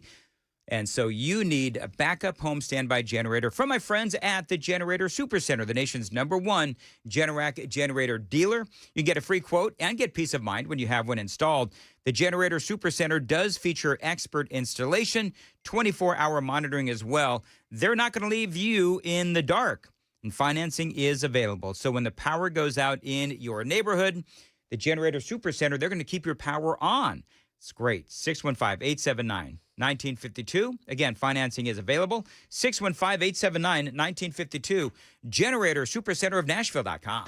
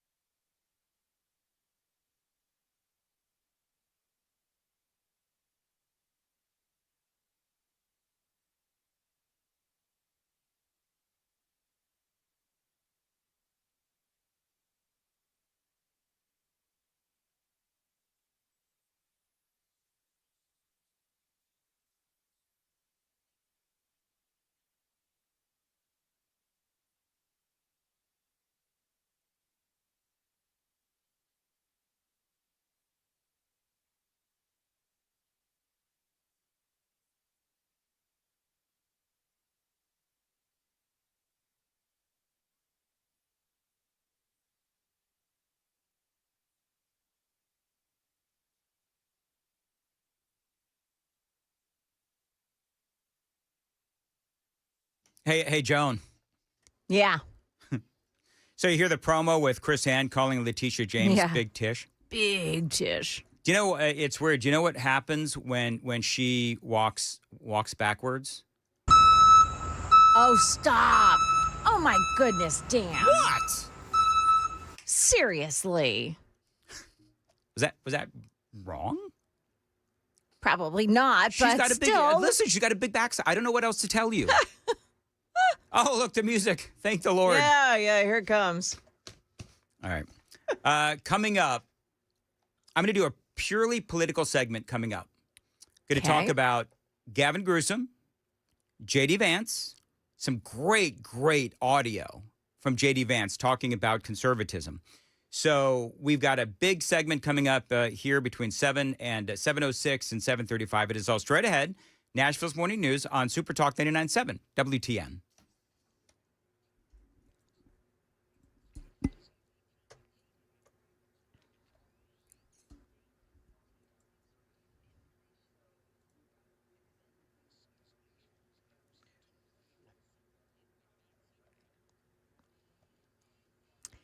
Good morning, now 7 o'clock. I'm Joan Jones with your top stories. President Trump has confirmed that the next round of peace talks between Russia and Ukraine will take place without him. The president saying he wants the meeting between Putin and Zelensky to happen quickly.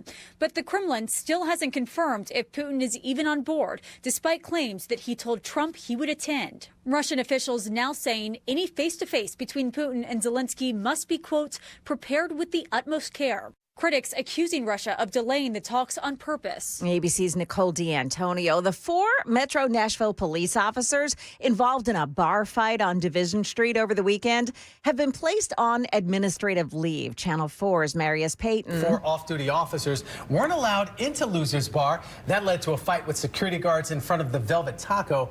One of the officers has a serious head wound. The fight is still being investigated, and the district attorney is being consulted for possible charges. Now, that injured officer has been released from the hospital. In July, Nashville International Airport raised the fee that it charges for Uber and Lyft by $1. Now it's $5 each way. Added to the $2 city fee, and Nashville now has some of the highest fees for passengers. Channel 4's Brendan Tierney. The surcharge is included in the quote you get before booking a ride, but you don't know about them unless you look at the final itemized receipt. We talk with passengers who say that their rides have gotten way too expensive, especially if they're no longer being dropped off right at the terminal.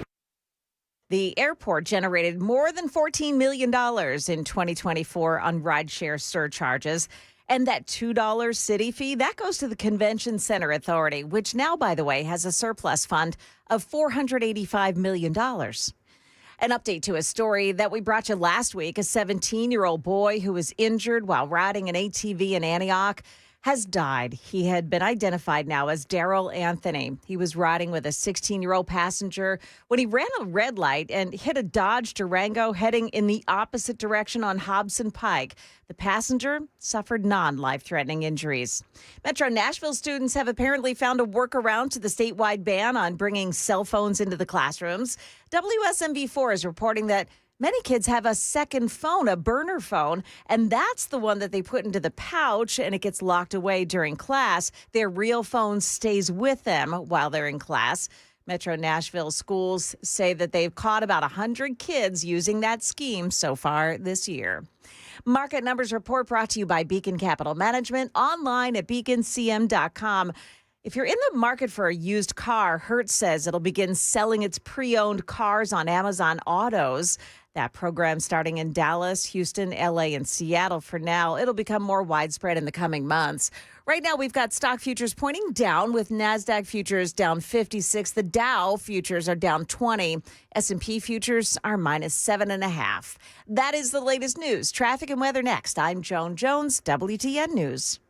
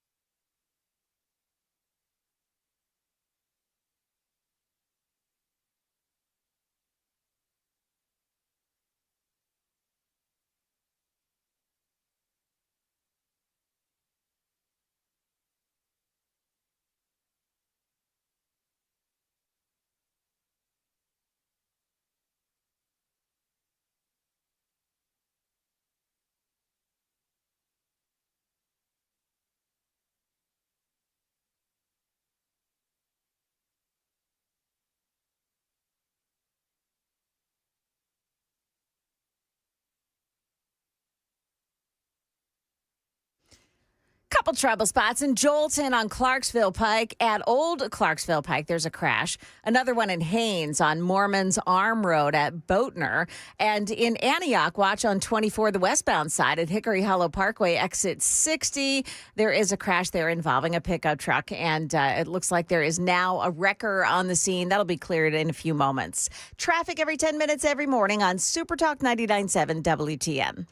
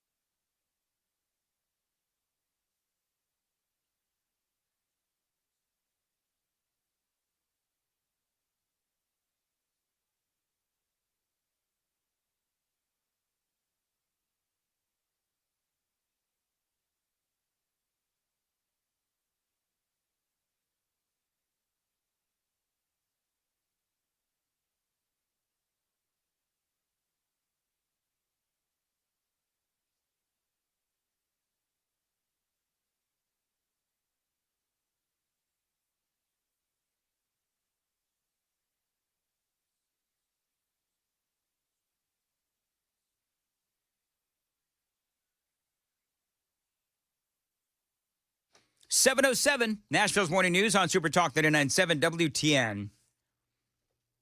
Coming up in the 8 o'clock hour, I've been looking forward to this for days now. Jeremy Finley from Channel 4, investigative reporter. 15 Tennesseans have been arrested for drunk driving, but their blood work ultimately proves them innocent, but not before their lives are destroyed. And Jeremy Finley has been trying to get answers to this with the various law enforcement agencies, and he has not yet been able to get them to have an interview because he's trying to get to the bottom of why it is. And he's been investigating this for quite some time, and it's still happening. It is still happening. So why are we seeing some of these law enforcement agencies that are arresting people for drunk driving, but ultimately the blood work proves them to be innocent? What is going on? Jeremy Finley is going to join us here at 8:06.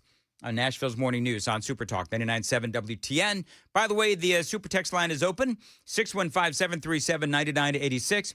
You can watch us on YouTube, Rumble, Twitch, X, 99.7 WTN.com. If you're the type that likes to watch radio shows, here we are. And there is video to all of the audio that I'm playing for you radio listeners. If you're watching, you can see the audio as well. We've been talking a lot about Tom MacDonald. Now, if you don't know who Tom MacDonald is, he is a rapper. He's a pro-Trump rapper. I believe somebody said he's Christian as well. I don't know about that, but I will tell you that he has been out there. He has been trolling Gavin Newsom.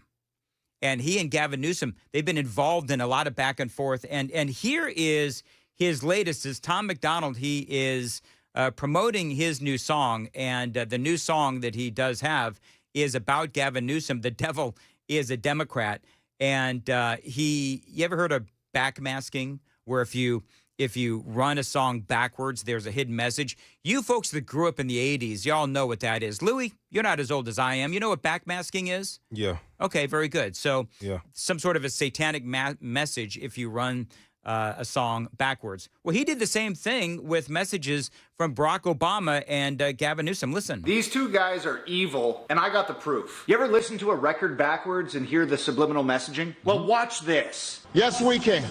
Yes, we can. Heck you say. Heck you say.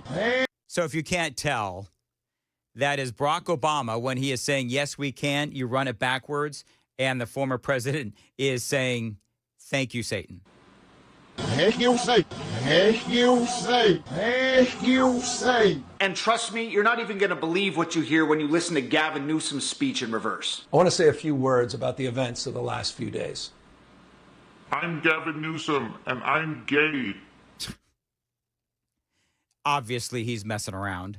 I'm an evil, weird man. That's 100% real. And these evil dudes is what inspired my new song, The Devil is a Democrat. I swear the devil lives in California.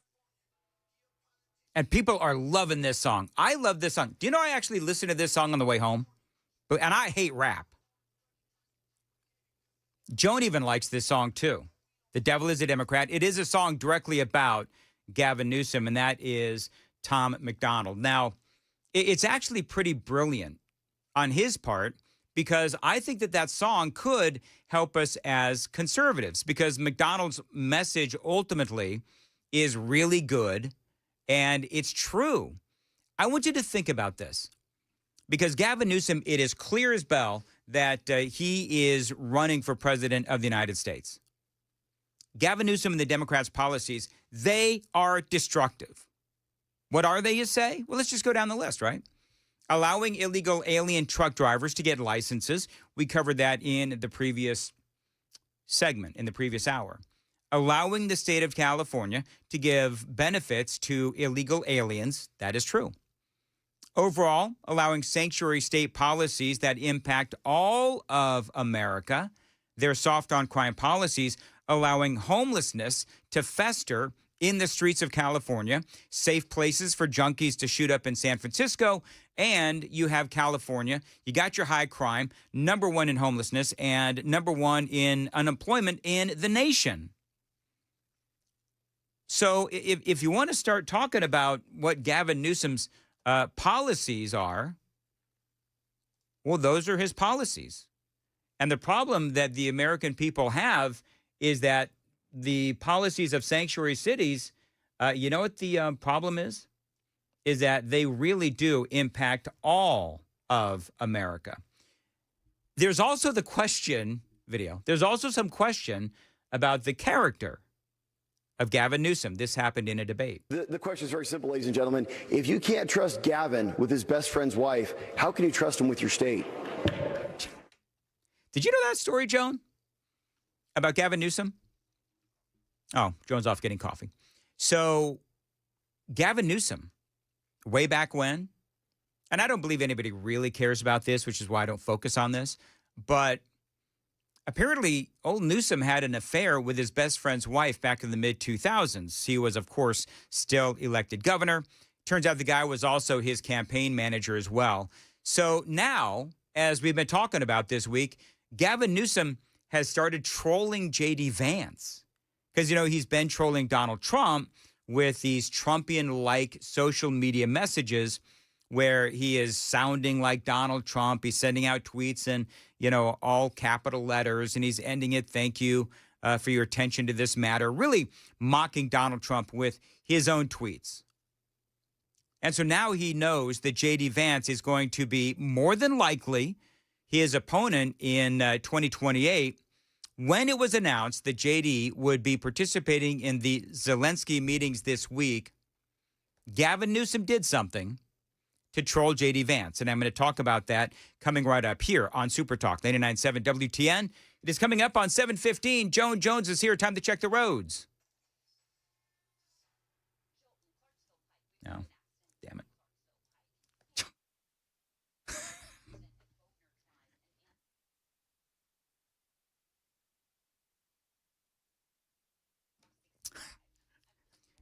Did you folks hear that? Louis, could people hear that, what I did? All right. I changed my voice to sound like Christy O'Brien. No, I did something else. Oh, what'd you do? Nothing.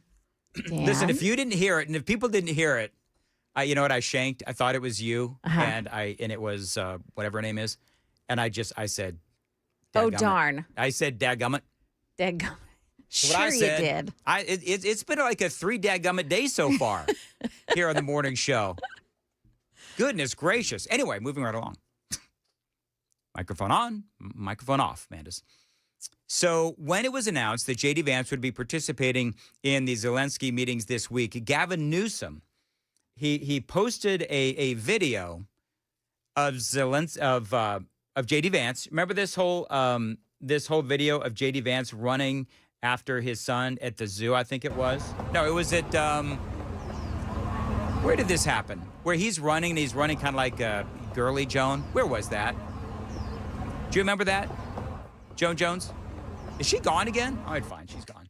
Mount Rushmore. It was Mount Rushmore where J.D. Vance was, you know, kind of running gingerly after his son, and it went viral. And so Gavin Newsom posted that video, and it said, go get him, JD, basically mocking JD Vance as well. And so clearly Newsom is going to start going after JD Vance because he knows that when it comes to the next presidential election, it's going to be JD Vance, it's going to be Marco Rubio, or it's going to be Ron DeSantis, one of those three. So now you have a new poll showing how close this race is going to be if JD Vance runs against Gavin Newsom. So this is from SoCal Strategies. A new poll is out. Now, before I tell you this, realize that these numbers mean nothing. But in a race, if it was between Gavin Newsom and JD Vance, Gavin Newsom comes in at 39%, JD Vance comes in at 37%. Now, the important part of that is that 23% are undecided. Now, if it was a race against Pete Buttigieg and JD Vance, I was surprised by this.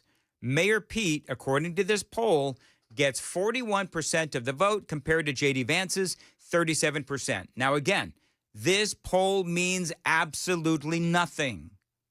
We have the midterms that we need to get through. We have another 2 years after that for the presidential election. We have an election campaign plus primaries before a head-to-head matchup as well. So I'm not putting too much, emphasis on all of this. I just don't, because I don't think that this really means much of anything. But people do need to get to know who JD Vance is. Because can I be honest with you? And some of you may argue with me, and that's fine if you do. But personally, I will say this. I believe that Marco Rubio is more qualified than JD Vance to be president of the United States. Go ahead. Start texting in now. You hate me and you have no idea why in the world I would say that. Here's why I would say that. Marco Rubio from Florida, great state. He was a senator for a long time, and now he is making incredible inroads as Secretary of State. So from a pure resume standpoint, I believe that Marco Rubio, at the end of Trump's term, assuming everything continues to go smoothly, I think Rubio is going to be, from a resume standpoint, I think Rubio will do incredibly well. That being said, I think JD Vance is such an incredible communicator. JD Vance is so incredibly good. Need some video. JD Vance is so incredibly good at talking about the greatness of conservatism. Now, I may not speak for many of you, but I was once comforted by these contradictions within the modern left. How could privileged whites march around with a straight face decrying white privilege?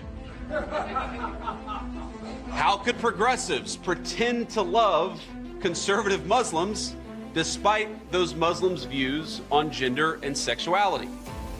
But the answer is obvious if you think about it. And it's a very, very dangerous and very sad answer. The radicals of the far left, they don't need a unifying ideology of what they're for because they know very well what they're against. What unites Islamists, gender studies majors, socially liberal white urbanites, and big pharma lobbyists, it isn't the ideas of Thomas Jefferson or even of Karl Marx. It's hatred. That's right. JD Vance properly defining what the Democrat Party is all about. It is all about hatred and Trump derangement syndrome. They hate the people in this room. They hate the President of the United States. And most of all, they hate the people who voted for that President of the United States in the last election in November. He's absolutely right. And I think that they hate JD Vance, not because of anything that he's done politically, but really because he has been by Donald Trump's side as Trump goes around the world, trying to find world peace. And he was the tie-breaking vote, by the way, of course, on the big, beautiful bill. This is the animating principle of the American far left. Now, to be clear, it isn't true of most of the people who vote for Democrats. Most of the people who vote for Democrats, they're good people struggling to get by, even if we think that they're misguided in their political judgment. Yep. But pay close attention to what the leadership of this movement says outside of the glossy campaign ads and outside of the general election tested messaging themes, and it's obvious what animates the leadership of the modern Democratic Party. The far left doesn't care that BLM, the Black Lives Matter movement, led to a spike in violent crime in urban black neighborhoods, and it did, because that same movement also led to anarchy in middle-class white neighborhoods. They do not care that Islamism hates gays and subjugates women, because for now, it's a useful tool of death against Americans. I think he has such good things to say. And listen, if you're driving your kids to school, this is probably the best lesson your kids will get today. And they don't care that too many pharma companies are getting rich from experimental hormonal therapies, because in the process, they're destroying the so-called gender binary that has structured social relations between the sexes for the whole of Western civilization. And they certainly don't care that deporting low-wage immigrants will raise the wages of the native-born, because they don't mean to create higher living standards for those who are born and raised here, whether they're black, white, or any other skin color. They mean to replace those people with people who will listen to their increasingly bizarre ethnic and religious appeals. They are arsonists, and they will make common cause with anyone willing to light the match. That is J.D. Vance. And again, a great lesson, not only, of course, in conservatism, but also it is a great lesson in what the left represents. It is 7:23 on Nashville's Morning News on Super Talk 99.7. Long clip, totally worth it. And Joan Jones has the news at 7:30. Joan. Yeah, Dan, it's about to get cooler around here. We've got more on Stefano's take on the weather today. Also, it's a recall that'll have you running to your freezer to check it out. All of that and more coming up at 7:30 on Super Talk 99.7 WTN.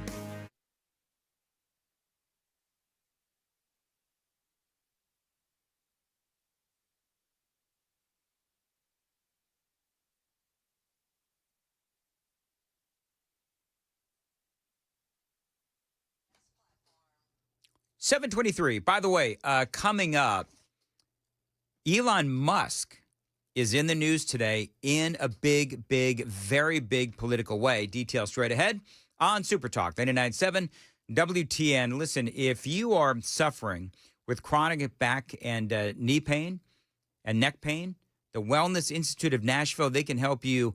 And only $12 is going to get you started. It is their August special. $12 for a comprehensive exam, x-rays if needed, well-explained diagnosis, and that first treatment for only $12. So listen, if you have back and neck pain, sciatica, slipped or bulging spinal discs, herniated discs, spinal stenosis, numbness or weakness in the arms and legs, fingers or toes, the Wellness Institute of Nashville, they can help you with their state-of-the-art, non-surgical spinal decompression. No surgery, no spinal injections, and no painkillers. Just therapy that is going to help you feel better fast. Call them, 615-246-5009. Always tell them Dan Mandis told you to reach out, 615-246-5009. The website, painisbad.com.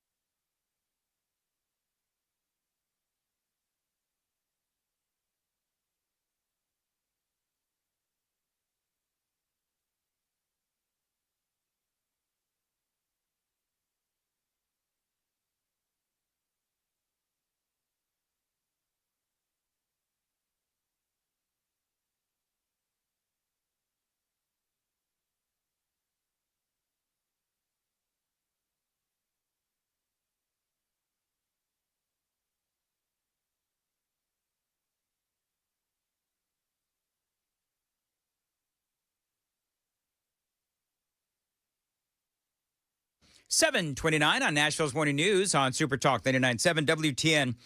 I'm shocked, Joe, and I'm shocked. What are you shocked at, Dan? More people agree than disagree with me about Marco Rubio and J.D. Vance, where I believe that Marco Rubio on, paper with a resume will be more qualified than J.D. Vance, all those years in the Senate, and, of course, now doing a fantastic job as Secretary of State. But J.D. Vance is the far, far better communicator. So I still believe that J.D. Vance is my guy, but, and maybe you have J.D. Vance's, the top of the ticket, Marco Rubio as the running mate. I don't know. And again, I still like Ron DeSantis as well. But I think it is going to be J.D. Vance.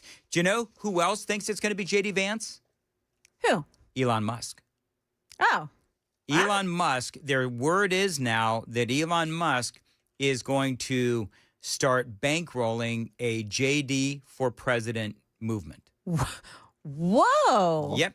And this comes after he started the whole his thing own... about, the America First Party, whatever that was. Yeah. That is all out the window. Oh. Yeah, I'll talk a little bit more about this straight ahead right here on Nashville's Morning News on Super Talk 99.7 WTN.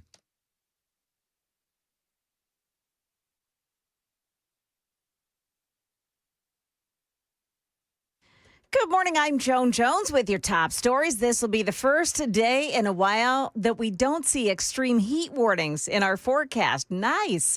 Channel 4 Stefano DiPietro. Low to mid-90s this afternoon, so it is still hot. We have not completely lost the heat by any means or the humidity, but it's a little more bearable than it's been. Yeah, and he says we'll have increased chances of thunderstorms today, too. Stefano's forecast is coming up. More information now on a hit and run on I-65 early yesterday morning. Here's Channel 4's Tracy Cornett. Police say just before midnight, a man was sitting in a lane on I-65 North under Dickerson Pike with his back to traffic. One driver pulled to the right shoulder to help him. After that, another car then hit the man and drove off. The man was pulled by the other driver to safety before he was taken to the hospital. Investigators have not given us a description of the car that drove off. The man who was hit is in critical condition. The TSA making yet another change to speed up security checkpoints. It's launching new e-gates for Clear Plus members where flyers can use a biometric scanner and walk right through. The new e-gates join other options available to flyers to get through security faster. This comes at a time when travel is booming. TSA reports 7 of its 10 busiest travel days ever were this year alone, and next year millions will travel for soccer's World Cup here in the U.S. and the country's 250th birthday. That's ABC's Lionel Moisey. An alarming warning from the FDA about shrimp that may be in your freezer. The FDA now warning consumers not to eat certain shrimp sold at Walmart that may be radioactive. The shrimp were sold under the Great Value brand and have a best by date of March 15th, 2027. They may have been contaminated with a radioactive isotope while in shipping containers. ABC's Lionel Moisey as well. We've got stock futures this morning all pointing down. The Dow futures just minus 2 points, however. That's the latest news. Traffic and weather next. I'm Joan Jones, WTN News. Thank you, Joan. Dan Mandis here, 733. Loan Pronto. Listen, if you are trapped in a high-rate mortgage, watching your hard-earned money vanish every single month, stop and listen to me right now, because at Loan Pronto, they are delivering the lowest mortgage rates in 3 years. Now, Loan Pronto's rate reduction home loan program is a streamlined, low-cost way to slash your house payments by hundreds of dollars every single month. So, lock in a fixed rate as low as 4.99% APR and close in as little as 2 weeks. No appraisal needed in most cases, and here's the kicker. You can skip your next 2 house payments entirely. Now, don't wait, because rates this low won't last. Call Loan Pronto right now for your free, no-obligation quote. Loan Pronto is amazing. Imagine lower payments, more money in your pocket, and a fresh start with a better mortgage. Call them at 615-499-5780 or visit loanpronto.com to lock in your new low rate and skip those next 2 payments. Don't let high rates hold you back. Call them 615-499-5780, loanpronto.com. Equal housing lender, NMLS 166-1781, subject to lender approval, NMLSconsumeraccess.org.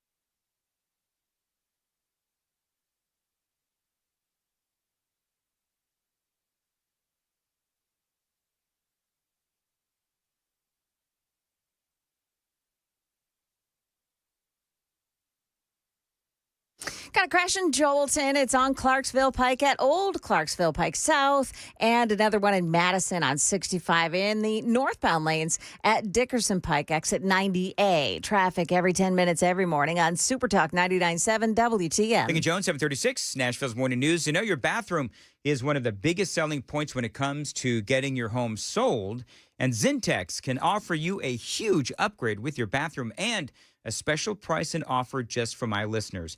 Now, you can upgrade your bathtub into a walk-in shower with grab bars and a bench seat from Zintex.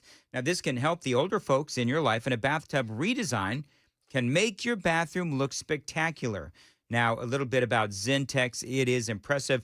Family-owned and operated for 25 years. Last year, they were voted one of the best places to work in the construction industry. You got happy employees. The customer service is going to be outstanding. And that is one of many reasons why I put my trust behind Zintex. Your work is going to be done on time, in a day or less. And that great offer now for my listeners. You mentioned WTN, you're going to get a free Kohler toilet and get $999 off your bathroom project, or enjoy no interest for 2 years. Whatever works best for you. Find them online. Tell them Dan told you to reach out. Zintex, Zintex.com.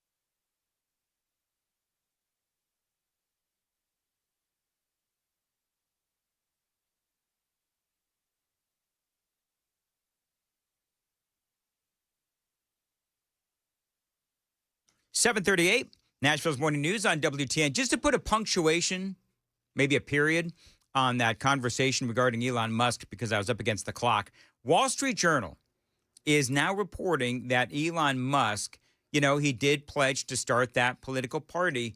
Now he's pumping the brakes. Elon wanted to form the America First Party. Now he wants to support J.D. Vance. This is according to the Wall Street Journal. As he has considered launching a party, the Tesla chief executive has now been focused in part on maintaining ties with Vice President J.D. Vance, who is widely seen as a potential heir to the MAGA political movement. Musk has stayed in touch with Vance in recent weeks, and he has acknowledged to associates that if he goes ahead with forming a political party, he would damage his relationship with the vice president, the people said. Musk and his associates have told people close to him that he is considering using some of his vast financial resources to back J.D. Vance if he decides to run for president in 2028, some of the people said. Now, Elon Musk has spent close to $300 million to support Donald Trump and other Republicans in the 2024 election.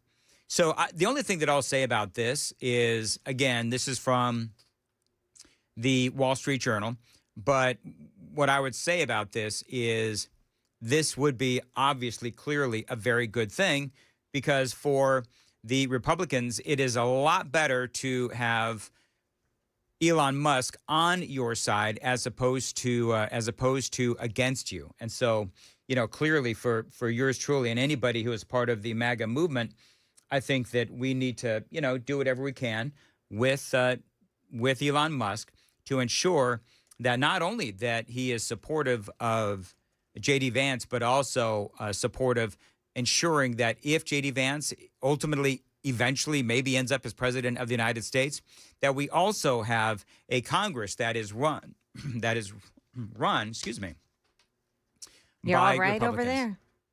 I'm all right, Joan. Hey, I gotta acknowledge something. Yeah. Sam has not been fired. Oh my goodness, I know everybody's asking. Yeah, folks. Sam is really good at his job. We love him, and he is so good that he is training now for news. And so Sam is going to be a fill-in news person for Joan and Weaves when perhaps Ken is off as well. And so I might have been a little too rough on him yesterday, and that's why he's not here today. Did Philly Joan come out a few times? Well, he's got to stay in line. How many times do I have to say it? Well, okay, so he was supposed to be here this morning at 5 to train. Mm-hmm. I think Philly Joan tampered with his car. Well, I think you went to his house and you did something to his car to make sure that he wouldn't show up because, Philly Joan. yeah. Mm-hmm. He'll get over it. And Sure. he'll learn, he'll fall in line. That's exactly right. Yeah. But no, he has not been fired. Mandis, why do you keep running off producers? I'm not. We're promoting producers because he's doing such a great job. So, I love it. Yeah, and Sam is great. So, Yeah, he is. all right. Caroline Leavitt's press conference yesterday. By the way, don't forget 8:06. We are looking forward to Jeremy Finley, Channel 4. He's going to be on the phone with us. 15 Tennesseans have been arrested for drunk driving, but their blood work ultimately comes back and finds that they were innocent, but not before their lives were destroyed. Why is this happening? And Jeremy's been doing this for, he's been reporting on this problem for quite some time. And so I've got questions. And so we're going to talk about that with Jeremy coming up at Super Talk 99.7 WTN. Caroline Leavitt, one of my absolute favorite moments. Joan, you and I were talking about this way earlier in the broadcast, but she absolutely ripped. And this is cathartic for me. I love hearing this. She ripped the media for the way that they covered Donald Trump's meeting with not only Vladimir Zelensky, but also with Vladimir Putin last week. And she just, was this right at the beginning, Joan? Was this right at the beginning? I think or it was, as they say yeah. at the top, where she comes out. So you know how these things work, right? So it's almost like a talk show host. They come out, Caroline Leavitt comes out, and they'll monologue for a little bit. They'll talk about what is happening that day, and then they open it up to questions. This is what she had to say to the media. However, one thing that has absolutely not changed is the media's negative and downright false coverage of President Trump and his foreign policy accomplishments. From the beginning of this entire process, much of the left-wing media has been actively rooting against the President of the United States in the pursuit of peace. Initially, the media ridiculously claimed that President Trump was somehow beholden to Russia for even agreeing to have a face-to-face discussion with President Putin inside of the United States. The media said President Trump was making a grave mistake by, quote, legitimizing Putin. They were aghast that President Trump would treat another world leader like a world leader. The media relentlessly attacked President Trump and claimed he suffered a, quote, major defeat for not immediately emerging with a final agreement, even though he said heading into that meeting, this was a meeting to listen and to understand how to move the ball forward. All weekend following those historic U.S.-Russia bilateral talks, we listened to clueless pundits on television trying but failing to claim that the president had failed. The so-called experts in the foreign policy establishment, whose record is nothing but endless wars, trillions of wasted taxpayer dollars, and dead Americans, have the nerve to try and lecture President Trump, who has solved 7 global conflicts in 7 months, about peace. I mean, that she's only getting started. So she came loaded for bear, loaded for the media, and obviously she's right. I mean, I truly believe that these folks in the media would rather see World War III than Donald Trump walk away with an incredible victory. So we've got a little bit more on Caroline Leavitt. Also, the very latest on Ukraine and Russia. Have these two, have Vladimir Putin and Vladimir Zelensky? I'll be glad when this storyline is over because Vladimir, it's getting a little old. But have they actually touched base? Doesn't look like they have thus far, but I've got more from Caroline Leavitt straight ahead on WTN. Time to check the roads.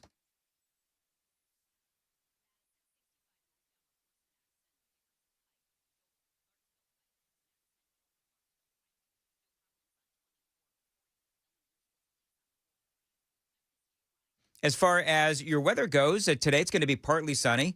Not as hot, but humid with a couple of heavy thunderstorms. Storms can bring flooding, downpours, and localized damaging wind gusts as well. High of 89. Going to feel like 100 degrees. And thanks for listening to Super Talk 99.7 WTN. I think, is it Lavrov, Russia's Lavrov? We have He's the foreign minister. Foreign minister for Russia is out there saying now on CNN, security talks without Moscow is path to nowhere. Well, this is what drives me crazy. We were talking about this earlier. Nobody is talking about having security talks without Moscow. Vladimir Putin is the one that seems to be dragging his feet. That's all I'm saying. Now, Caroline Leavitt, as she was excoriating the media for their coverage of this huge meeting on Monday with all of those European allies, all of those heads of state, and of course, Vladimir Zelensky as well. And she says, and I agree, that the reporting has been unfair. This is the same president, by the way, who brokered the Abraham Accords in his first term, on top of more than half a dozen other peace deals this year alone, as I just said. We also saw yesterday the president of Ukraine and all of the other major leaders of Europe fly across the Atlantic Ocean to meet President Trump at the White House because of the progress that was made, and that, if you ask the media, failed meeting, but it was not. It was highly productive and it was successful. This is why Americans' trust in the mass media is at a lowest point in more than 5 decades. Diplomacy is a delicate process, and instead of reporting the facts about what is happening here at this White House and what is happening between this president and other leaders around the world, many outlets in this room continue to try to actively undermine the president and sabotage the efforts towards peace. I mean, that is Caroline Leavitt, and she obviously had a lot to say, and I think that she's got them dead to rights. Have you seen the Joan, have you seen the picture of the media as they're getting yelled at by Caroline Leavitt? Oh, no, I didn't. It's like somebody farted in an elevator. It's that farted in an elevator look. So yeah, that is. So they're all squished in there now, real tight. You know, they are. Yep, they are. Make it uncomfortable to be there. We had a Louis who is doing a great job. And by the way, Louis, people are saying that Louis seems like he hates his job more than KGB did.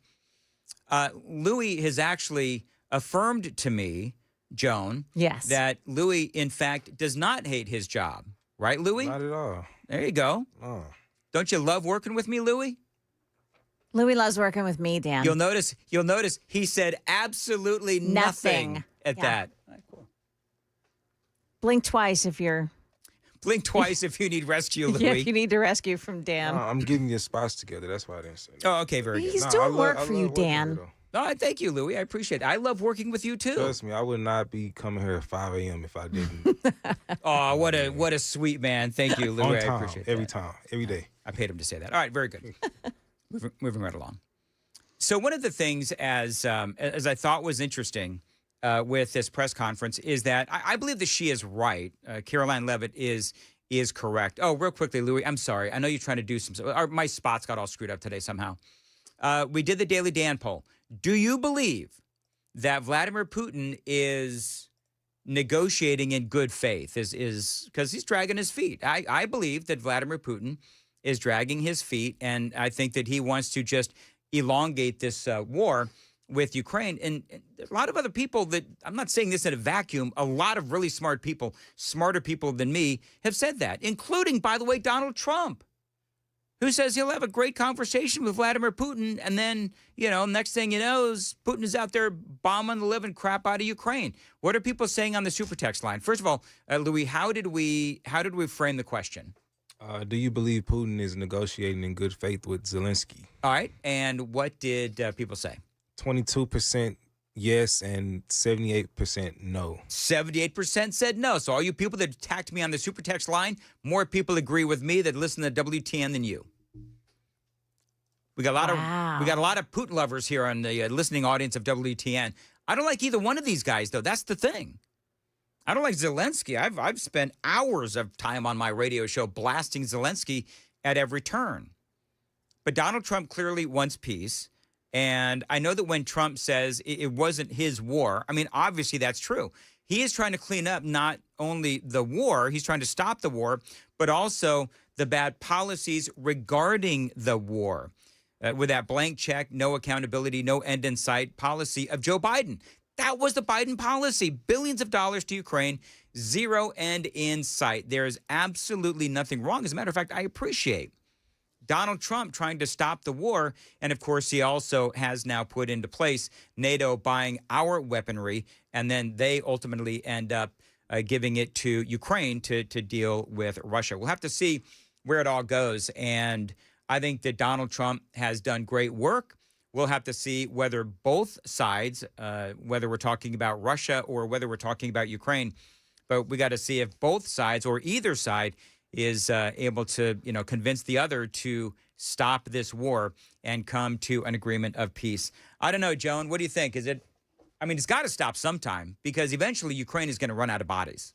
Well, I think Russia has a chance of running out of bodies as well. So they can always get bodies from North Korea because that's what they were doing before. Yeah, so that's true. I don't know. I keep wondering why the people of Ukraine are not making an uprising about the leadership of Zelensky. Well, we played that audio for you earlier where you've got all these people in Ukraine. They actually did polling in Ukraine where the people of Ukraine want a negotiated end to this war, and they want it right now. I mean, it was like an 80-20-ish issue in Ukraine. They want this solved now, and that is completely backward from where it was 2 years ago. I think they bought into his bravado and, all that he was portraying of himself in the initial stages of the war. Oh, there was a lot of propaganda. Yeah. There was a lot of propaganda. Being propped up by a whole lot of other people around the world. Oh, sure, including, billions of dollars in our taxes. Yes. All right, 7:52. Joan's got the news at 8. Joan. Yeah, Tennessee is poised to make it harder for illegal aliens to be employed here. Also, why the Department of Homeland Security just spent a whole lot of money on paint. That and more coming up at 8 o'clock on Super Talk 99.7 WTN.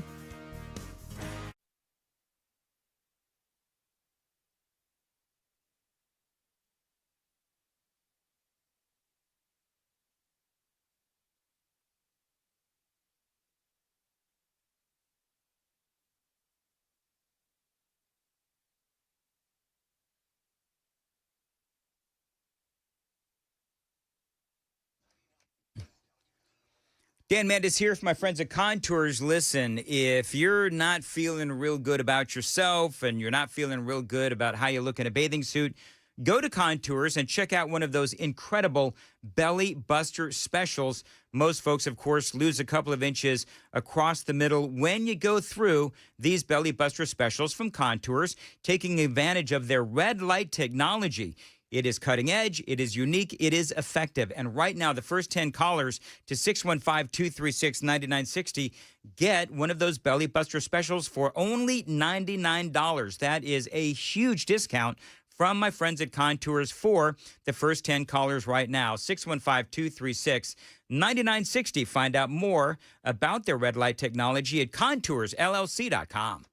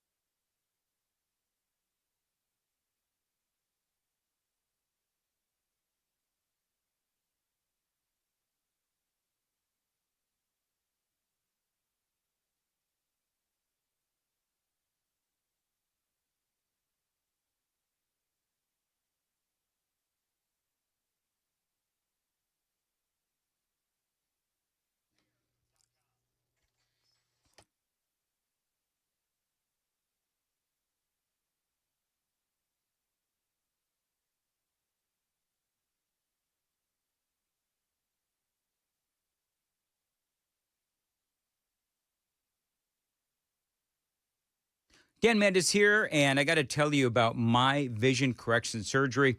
It went really well, and yeah, it is life-changing. Vision correction surgery at Vision for Life changed my life. Now, like many of you, I thought all vision surgeries were the same. I believed that everything was just LASIK, but after doing my research, I learned that Dr. Horn and Vision for Life, they offer a variety of advanced procedures tailored to each patient's unique needs. Now, Dr. Horn doesn't just restore your vision, he restores your confidence and your freedom. Freedom from glasses and contacts and, yes, those pesky struggles like driving at night or reading small print. Now, I have taken the life-changing step because Vision for Life made the process simple and clear, answering all my concerns and matching me with the perfect procedure. And in my case, that was lens replacement surgery. If you've been hesitating, you got to trust me. This isn't just about seeing better. It is about living better. So call my friends at Vision for Life today, 615-436-2020, 615-436-2020. Tell them Dan Mandis told you to reach out. Find them online, visionforlife.com.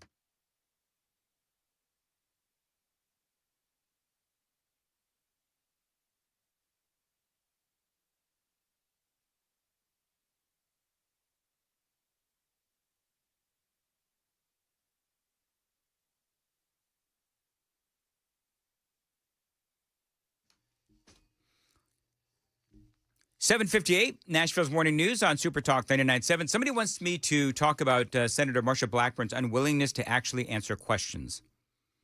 So has she not agreed, Joan, to a debate with John Rose? I think that somewhere along the line, I did read that she is not wanting to have a debate. I think that they should have a debate. I think that it is always important to talk about your issues and your policies and be able to defend your policies, as a matter of fact. So, well, it says in the Tennessee Lookout yes, that now this is from October of last year that Blackburn will refuse to take the stage. Oh, this is last year's. Yeah, it looks like she's not a debater. She's not. She doesn't want to debate. She didn't want to debate last year in October of 2024 against Gloria Johnson. Yeah. So it looks like she's not going to. Not against John Rose and for governor? No? Okay. Yeah, it says. Listen, I think that she should. Yeah. I absolutely think that the senator should. She has a long history in this state, of course, but I think that is just what candidates do. What does she have? See, I think her reasoning here is that she's got such a sizable lead over John Rose that she doesn't have to. It could only serve to hurt her. Yep. So. Yep, and that is the common thinking. Yeah. The people that want, here's how maybe I would frame it. The people, and thank you 7381 for reminding me to talk about this. I think the people that want John Rose to win want Senator Blackburn to debate. I think that people that want Marsha Blackburn to win, they don't think that she necessarily needs to debate because, as you said, Joan, and by the way, friends, this is standard politics. If you've got a big lead in the polls and it is your race to lose, then you simply do not debate. All right, it is 8 o'clock on Super Talk 99.7 WTN. Coming up, Jeremy Finley, investigative reporter for Channel 4, got over a dozen Tennesseans that have been arrested for drunk driving, but ultimately the blood work later proves that they were innocent. Going to talk to Jeremy Finley about this and a whole lot more straight ahead on WTN.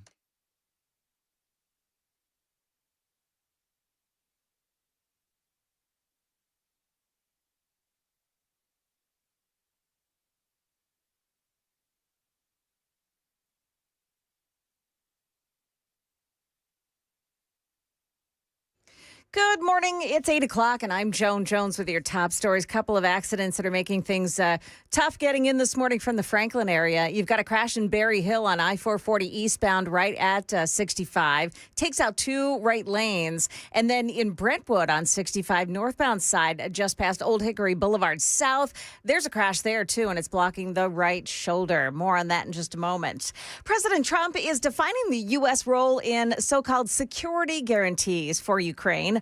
The Wall Street Journal is reporting the U.S. would use air power to support European security forces in Ukraine, but there's no clarity on whether that means warplanes, air defense systems, or surveillance drones, or a combination. President Trump has confirmed that there will be no U.S. boots on the ground. The CEO of private prison company CoreCivic, based in Brentwood, is stepping down after 16 years at the helm. Damon Henninger has overseen a sharp rise in the company's profits as ICE became its biggest customer. However, the Justice Department launched a civil rights investigation into Trousdale Turner Correctional Facility last year amid reports of violence, overdoses, drug overdoses, and chronic understaffing. Nashville has the distinction of charging the most or more than many other cities in the nation. When it comes to ride shares to the airport, BNA just hiked the airport fee to $5 each way, and there's an additional $2 fee that pays for the Music City Center. This rider spoke to Channel 4. I'm a touring musician, so this is also coming out of my pocket just to play a gig. So yeah, it is discouraging to know that we have to pay more just to do our jobs. Airport leaders say their $5 fee helps to fund $500 million in transit improvement projects. But Uber says that $2 convention center fee is not typical and should not be added to rides from the airport. Amid a rash of tractor-trailer crashes involving illegal immigrant drivers, State Rep Scott Sapicki tells the Dan Mandis show that he's introducing a bill that forces employers to check the legal status of people that they want to hire. If you hire somebody in Tennessee and you are not provided one of those 7 legal documents to prove that you are here legally, then every employee will be required to have E-Verify on them by the employer. And if the employer is caught violating this law 3 times, then we will revoke their license. Sapicki will introduce that bill in January. And DHS Secretary Kristi Noem says new sections of the southern border wall will be higher and dug deeper to make it harder to breach the wall. And then there's this. We are also going to be painting it black. That is specifically at the request of the president, who understands that in the hot temperatures down here, when something is painted black, it gets even warmer, and it will make it even harder for people to climb. Market Numbers Report brought to you by Beacon Capital Management, online at beaconcm.com. Dow futures have just turned positive. They're up 10 points right now. NASDAQ futures are still in the minus column, though, down 43. The S&P futures are down 5. That is the latest news, traffic, and weather next. I'm Joan Jones, WTN News. Thank you, Joan. 8:04.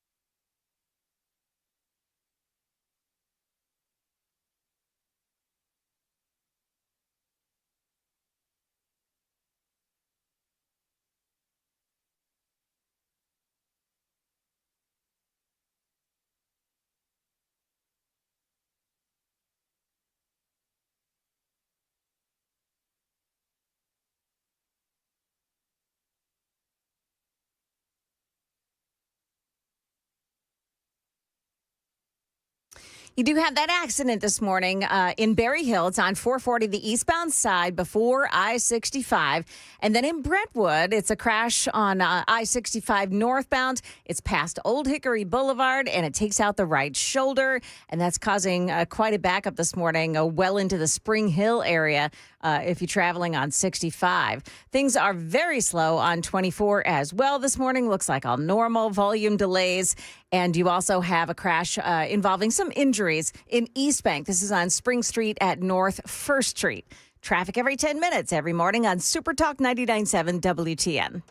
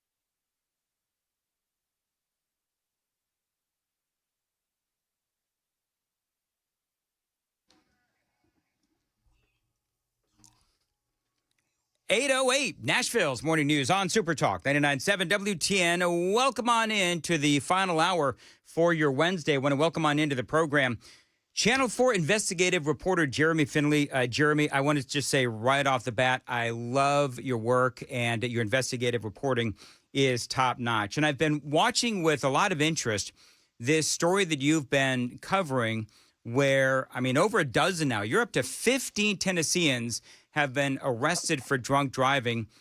Ultimately, though, the blood work later proved that they were innocent. And so, a family friend of mine has been featured on your reporting. And so I know firsthand how badly this will just destroy someone's life, especially if they know that they're innocent. So let's talk a little bit about this. First of all, how long have you been investigating this? Hey, Dan, it's great to be here with you this morning. I appreciate you having me on.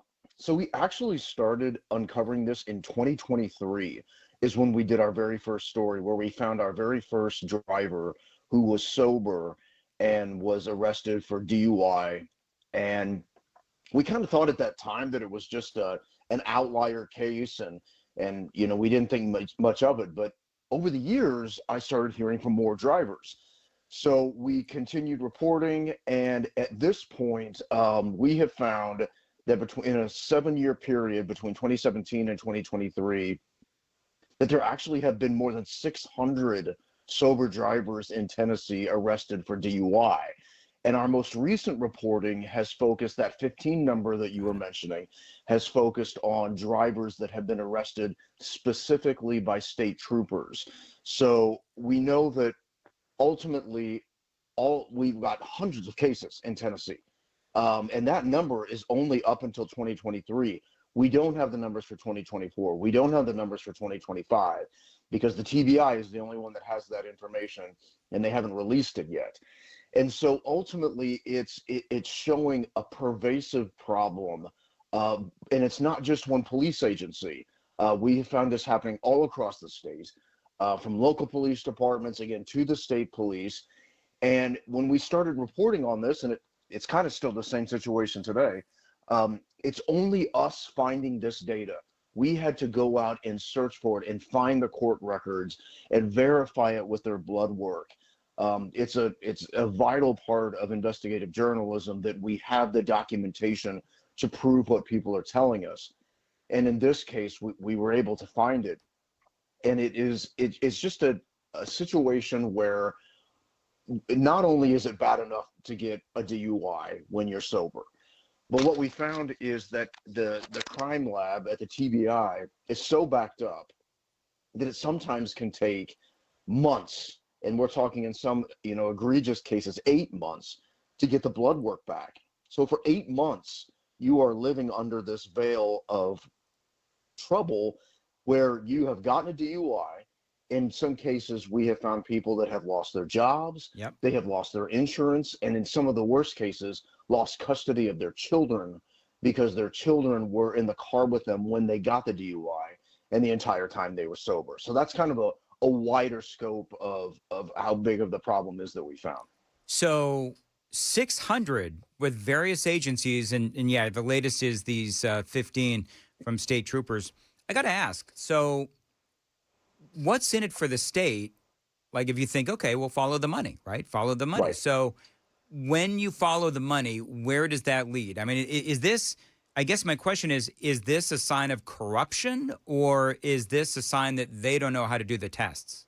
So it's interesting. I actually think it's something else. And this is something that we're continuing to report on. So obviously all these years, Dan, think about all the times we have, applauded police agencies for making DUI arrests. I mean, nobody wants a drunk driver. Everyone was like, this is great. They're making thousands of DUI arrests. This is fantastic. But no one ever went back to find out if the people who were arrested were innocent. And I think really that's what we're finding, is that police agencies have been tasked with, okay, going out and find as many drunk drivers as you can. And remember, when they pull somebody over, it's for a suspicion of being drunk under the influence. So the issue here is that they're making all these arrests. They're using their training to determine if someone is drunk, but they're getting it wrong in hundreds of cases. So the question is why? What's happening that is making this ending up arresting innocent people for this? Well, there are various reasons for that than what we found. Some people have disabilities. Some people have challenges that are as simple as that they had a surgery and they weren't able to do the field sobriety test correctly. There are some cases where we have found where the police officer just botched the case. I mean, they just botched the investigation. They did the training. They didn't follow their training. So it's a multitude of reasons why this is happening. I wish it was simple. I wish it was simple that we could say, hey, this is this is the reason that it's happening. But it's all these different reasons that it's happening. And so ultimately, what happened is once we started reporting on this and then confirmed through the TBI that there were hundreds and hundreds of cases, a state law was passed where they're now going to trace all of the cases that have happened so far this year where sober drivers were arrested by DUIs from every police agency across the state. They're going to compile all that data, and then it is going to become public record. So we'll be able to see which police agencies are making the most of these arrests, where they're happening. So at the very least, it's gathering data that we can now say, okay, this is where it's happening the most. But up until now, all I can do and all these drivers and a lot of times their attorneys can do is reach out to me and tell me their stories. So we're telling their stories and we're analyzing the cases and we're using experts to analyze the body camera footage to find out what went wrong. I also think that what we're seeing is the number of DUI arrests continue to rise over the years. And one of the hardest parts of this and why people are so astonished that this keeps happening is that a lot of police agencies are not using breathalyzers anymore. And the reason they're not using breathalyzers is because they want to use a blood test to find out if that person is on drugs. So they may not be able to determine right off the bat if a person is intoxicated on some kind of medication or illegal drug. So they stop using breathalyzers. So when people get pulled over and they're sober, they say, hey, I'll do a breathalyzer. I can prove you right now that haven't been drinking. And the police agencies are saying, well, that's actually not what we do anymore. Now we do blood tests.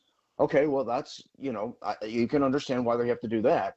But the problem is that it takes so long to get these blood tests back. Here's what you need to know.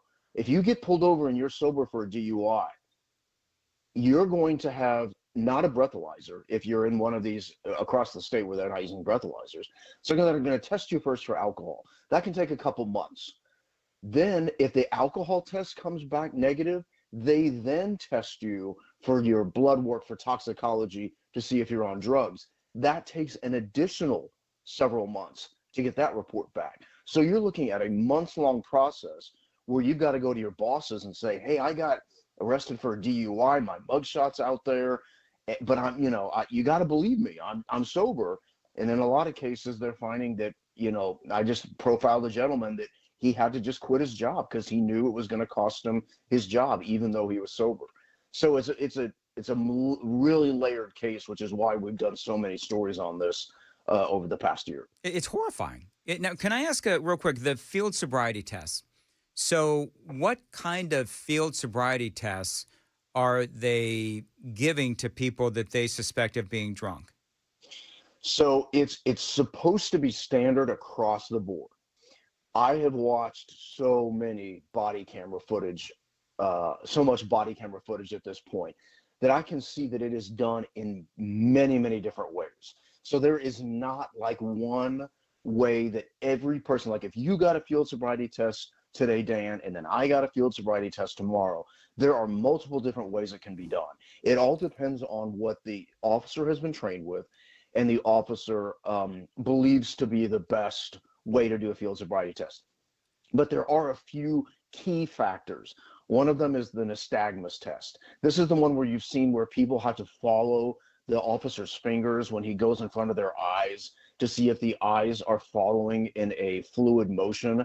That is a test where officers believe if you don't perform that correctly, then you are intoxicated on something. But here's the one that gets people so many times. So imagine walking heel to toe on a straight line in the dark, back and forth. Now, to a lot of us that are in relatively good shape, that's not a big deal. But there's a whole lot of folks out there who have trouble with their balance for whatever reason. And then you have to add on to this people that have ADHD and have trouble following directions. That's a difficulty for them. And then you have the one-legged stand, where you have to stand with both hands down and you hold up one leg and you stand on your leg. Again, those of us with pretty decent balance could probably do it, but there's a lot of people that would struggle with that, whether it's from surgeries or their weight, or maybe they just don't have good balance. So there are all these reasons, and I get this comment all the time from people when they comment on my stories. They'll say, I couldn't pass one of these field sobriety tests if I tried to, even when I was sober. So it is, you got to feel for the officers, because they are the ones out there having to use their opinion, their training to try and determine if someone is drunk. But at the same time, we are finding ultimately that innocent people are being found to have believed to be under the suspicion of a DUI. And so it's a mess. I have been reporting as a journalist in television for 30 years. I have never had response to a story like I have with this, because it affects every single one of us.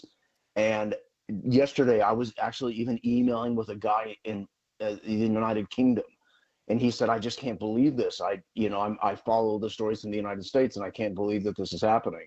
So it's getting a lot of people worried for obvious reasons, and you can understand why. Oh yeah, so you've been trying to get an interview with the guy in charge of the Tennessee Highway Patrol, guy by the name of Colonel Matt Perry, and he refuses to talk to you.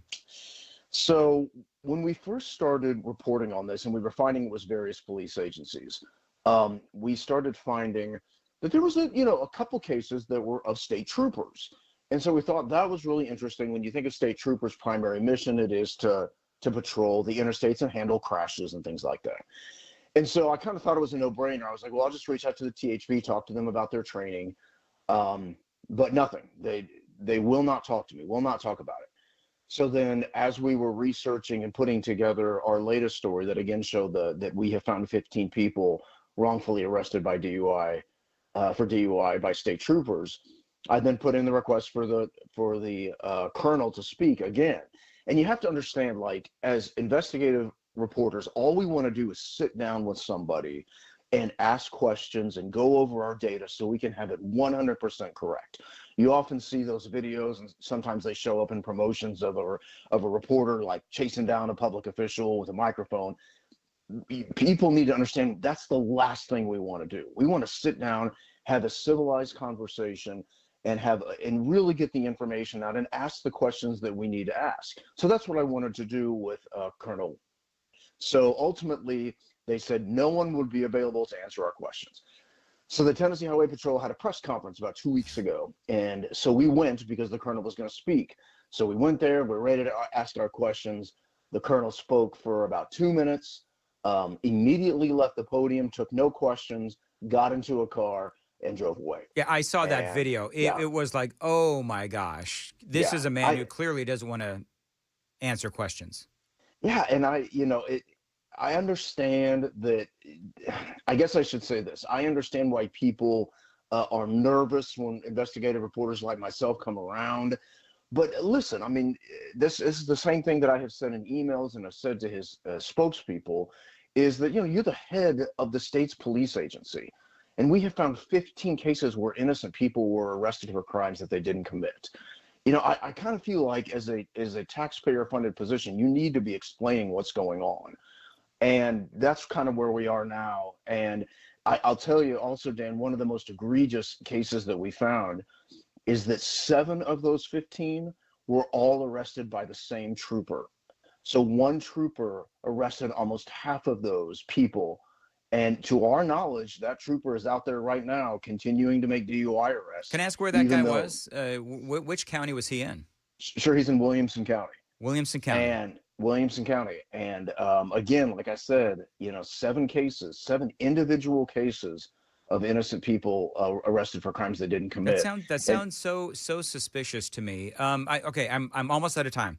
So, if you were put in charge, how do we stop this? Because there's a lot of state lawmakers who listen to this radio station and this show. Yeah. So, what's the solution here? So I think that what they have to look at is, because this is pervasive, it's happening all across the state, we've got to look at the training and the mission. So we got to look at, okay, so we know that this isn't working. When you have more than 600 people in the state that just we know of, I mean, there are so many others that we don't know about. We know that there's obviously an issue. In my opinion, as a journalist, I would want the data and the explanation. I would want to be like, all right, why is this happening? I would want to call the representatives for these police agencies together, and whether it be in a committee hearing or something, to say, listen, explain to us, why can this happen? Why is this happening? Is it a training issue? Are you too under the gun to make DUI arrests? Do you feel like that you've got to meet a certain quota and that's why you're arresting some of these people? Is the procedure flawed? Should we go back to using breathalyzers? So at the beginning, we'll know, well, hey, this person is on alcohol, and then we can take the drug test. So should we re-examine how the whole process is done? And it's happening all across the country. It's not just in Tennessee. Yeah. It's happening all across the country. We found cases all across the country. So I just think that it's time for lawmakers to take a hard look at what is going wrong that has gone so wrong in so many of these cases. Jeremy, my text line is blowing up. What is your email address for people that think that they have been wrongly arrested? Well, that's great. So it's really easy. It's just my first name, Jeremy.Finley@WSMV.com. And you can go to the website and find it easily. And you can find all my contact information on there. Finley, Jeremy Finley. You got it. And appreciate you letting us know what's going on with this. And Jeremy, if you'd be kind enough to come back and give us updates when they happen, I'd really appreciate it. What an incredible story. And none of this makes any sense to me. I mean, and as he said, it's not only Tennessee, it is across the country. So we'll continue to follow this story. It is 8:26, running late, but totally worth it. Dan Mandis here at DT McCall's, a great Tennessee company. They are here for their fellow Tennesseans with great prices, selection, and value as well. Now, I've been telling you for years about these folks, and they've been helping people out for 3 generations. If you need it, they've got it at DT McCall's Indoor Furniture. If you've got a room to fill, go to DT McCall's, of course, appliances as well. If it plugs in, they've got it, and they've always got specials going on to save you money. First place you want to go is their website, dtmccalls.com. They're going to have great specials on outstanding selection All the best brands of appliances and furniture, and again, at discounted prices at their website, DT McCall's. They've been at it for over 100 years with a focus on customer service. And if you buy it, they'll deliver it for free and haul away the old stuff. 5 locations across Middle Tennessee, Carthage, Cookeville, Lebanon, Lafayette, and Franklin. Always online, dtmccalls.com.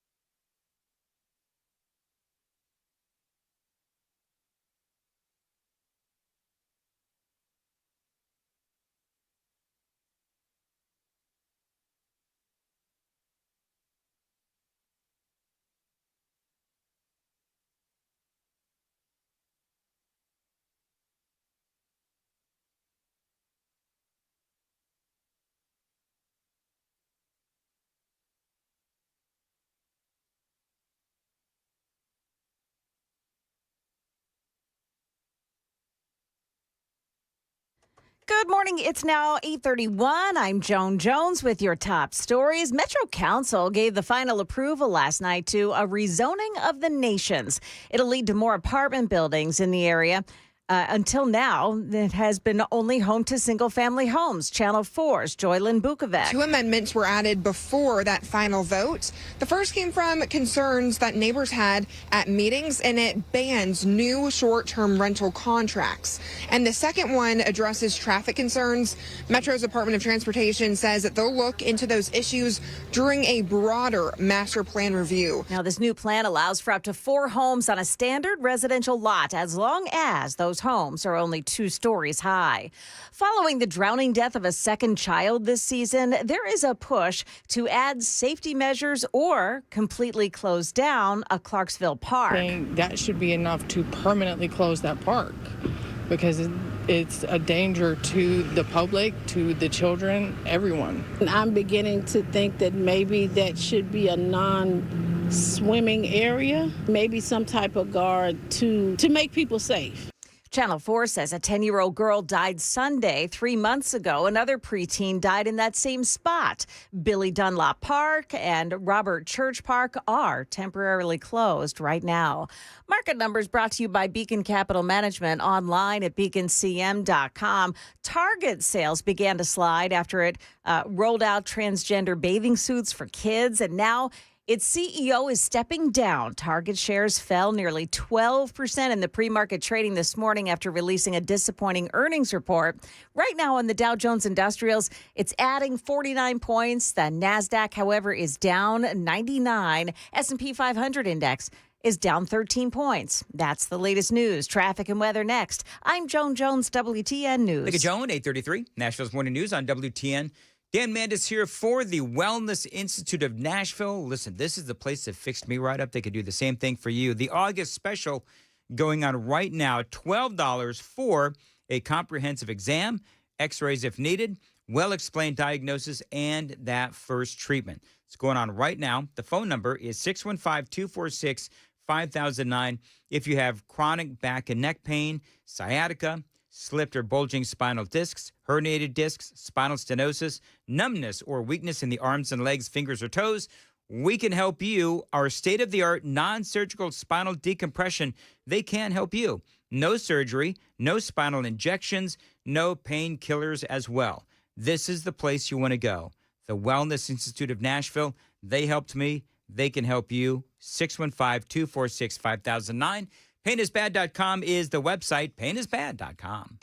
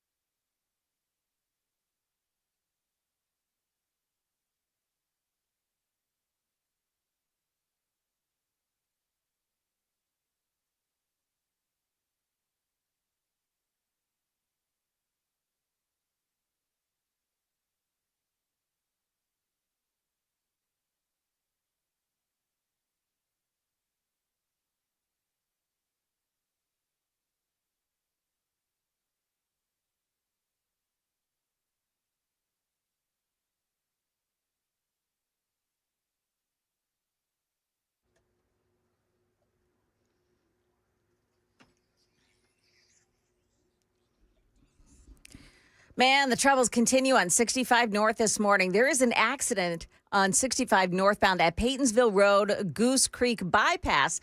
That's exit 61, and that roadway is shut down at the moment. No traffic can pass. That's causing quite a problem this morning. You've got some delays on I-440 eastbound as well, and Berry Hill. There is an accident before the I-65 exit, and it takes out the right lane. Traffic every 10 minutes every morning on Super Talk 99.7 WTN. Thank you, Joan. 8:37, Dan Mandis here for the Low T Center. Listen, guys, if you're over 40, if you're running low on energy, maybe you're just feeling off, lowtcenter.com is where you need to go. You can get started with testosterone replacement therapy, or TRT, and join lots of guys who are going through the same thing as you. You know that they've got clinics all over Nashville, and they're really easy to get to. You walk in, you see a real medical provider, and you get that energy back. No complicated process, just results. And remember, these treatment plans, they are tailor-made just for you. You can get them done at the clinic or at home. And right now, you can get a free consultation, and if you qualify, treatment is covered by most major medical insurance. So reclaim that energy and become you again. By the way, they can also help with prescription weight loss options as well. So head on over to the lowtcenter.com and book your appointment today. That's lowtcenter.com. Simple, quick, and totally worth it.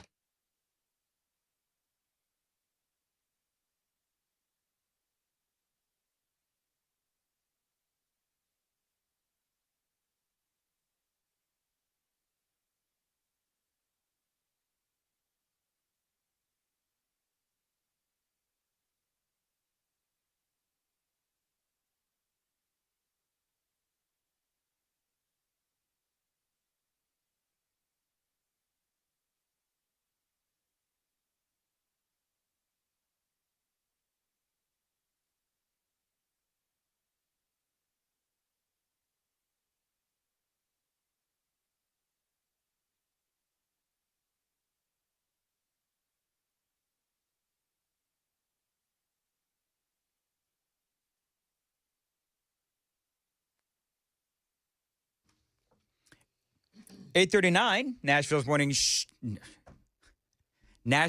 shoes. That's not one I've done yet, is it? Have I done that one yet? That's a new one. Nashville's morning shoes. There you go. Big fan. Big hype. They'll sell. I bet you they Those would shoes, sell, Joan. yeah. Of course, we don't have the budget for it. Yeah. Hey, Joan, who is the who's the company that has the radioactive shrimp? It's shrimp sold by Walmart. Ooh. Really? Yeah. So, I mean, it's so common. Yeah, you can. Let me see if I can find that. Well, did you name. know that Walmart has a new song for their shrimp for their ads? Uh-oh. You want to hear it? Yeah, go ahead. Oh, man. Thank you. There's another ad running in other markets with Imagine Dragons. Yes. Imagine Dragons? Imagine Dragons, Radioactive. That's a great song. Oh, yeah. All right, there you go. Joan doesn't listen to music. She sure Really doesn't, not. man. Boy. Whatever, that's Busy cool. paying attention to news. If it was Zach Williams or Forrest Frank, she would have known. That's right. Okay, so I'm gonna have to ask, who is Zach Williams and Forrest Frank? They're Christian artists. Okay. Forrest Frank's a beast. He just He surpassed is. Drake on Spotify. Have you Did he seen? really? There's Yeah. this new video out of children in a Japanese school doing the Forrest Frank dance. I love it. There's a Forrest Frank Forrest dance? Frank is the guy we talked about the other day who broke his back skateboarding and then it was healed in 2 weeks. Yeah. Oh, that guy. Yeah. Okay. And he's got an amazing song and dance out, and everybody does it. He's a beast. Can you Joan, do the Forrest Frank dance? I haven't tried it. I'm sure I Okay. could master it, Dan. Did you ever do the Macarena? Yeah. You did the Macarena? Sure. Okay, very good. You know, that song is about adultery. Just want to make sure we're all clear. It is? Macarena, have you ever listened to the lyrics? No. Listen to the lyrics. It's about adultery? She's talking about cheating on her boyfriend with his two friends. No way. Oh, my With gosh. Are you kidding me? His two friends? Yes, No his two way. friends. I don't believe Okay, it. now everybody's fact-checking me. Louis, back me up here. Is Macarena Oh, my goodness about gracious. cheating? Here it is. Hold on. I looked at the Okay. lyrics and I got the Spanish ones. So that doesn't help. Yeah, it is. It's about there's one part. Boyfriend is in the military. He was just sworn in, and she cheats on him. Oh my Boom. gosh, she's cheating on a vet too. Yeah. He just And signed up. And people were were doing I actually was offended by this. People were doing the Macarena dance and all that kind of stuff. And I'm like, people, that song is about cheating. Why is this such a great, and I get it. It's a catchy theme hook thing. Well, now we know why Bill Clinton did it. In Bill October Clinton of 2024, the New York Times Yep, actually did several the story. times. Yeah. There you go. Well, that's not the only thing Bill Clinton did. No, it's not. What? Let's not rehash the past. That's what Bill said. Move right along. All right. Oh, my. Yeah. So what did you bring for this? Joy Reid is back out there again. And Joy Reid is once again saying racist things. She's very upset about a number of things, and she wants to let people know that white people can't invent anything. So that's why they stole their ideas from black people. And she's also mad that Elvis is referred to as the king. Okay. I have not heard this. Let's hear it together. Oh, and she's wearing a hat that says FDT, just for the record. Okay. FDT. I think we can all figure out what that means. Yep. All right. Louis needs some audio. Free duck tacos. Yeah. Louis, is my audio up? Louis. Okay. Thank you. No, I'm not yelling at Louis. He just smiled at you. Yeah. What's happening is he's listening to me while he's editing past segments, and so he's not listening to the actual interview. There's 2 feeds of Mandis going on. Oh, can in you Louis' imagine head. how difficult that must be? It's tough. Like he's got me in one ear and past me in the other ear. Future Dan and current Dan. And It's like what goes on in my head. Anyway, this is Joy Reid. Why can't I hear this? Am I doing this right? It's the play button. Yeah, I know it's the play button. Louis, is my video up? Yeah, the video's up. Video's up. Just press play. Oh, my goodness gracious. It's the one that starts with a P. Sometimes it's a triangle. Right, pointing that way. Listen, Right. Yep, that button right there. Yep. it's not working. I don't know what's going on. It's not working. Is the volume up? Yes, the volume. I play video and the volume's audio up. all day, every day. Chris, Is it go over muted? to the Is other it muted side. on the Twitter video?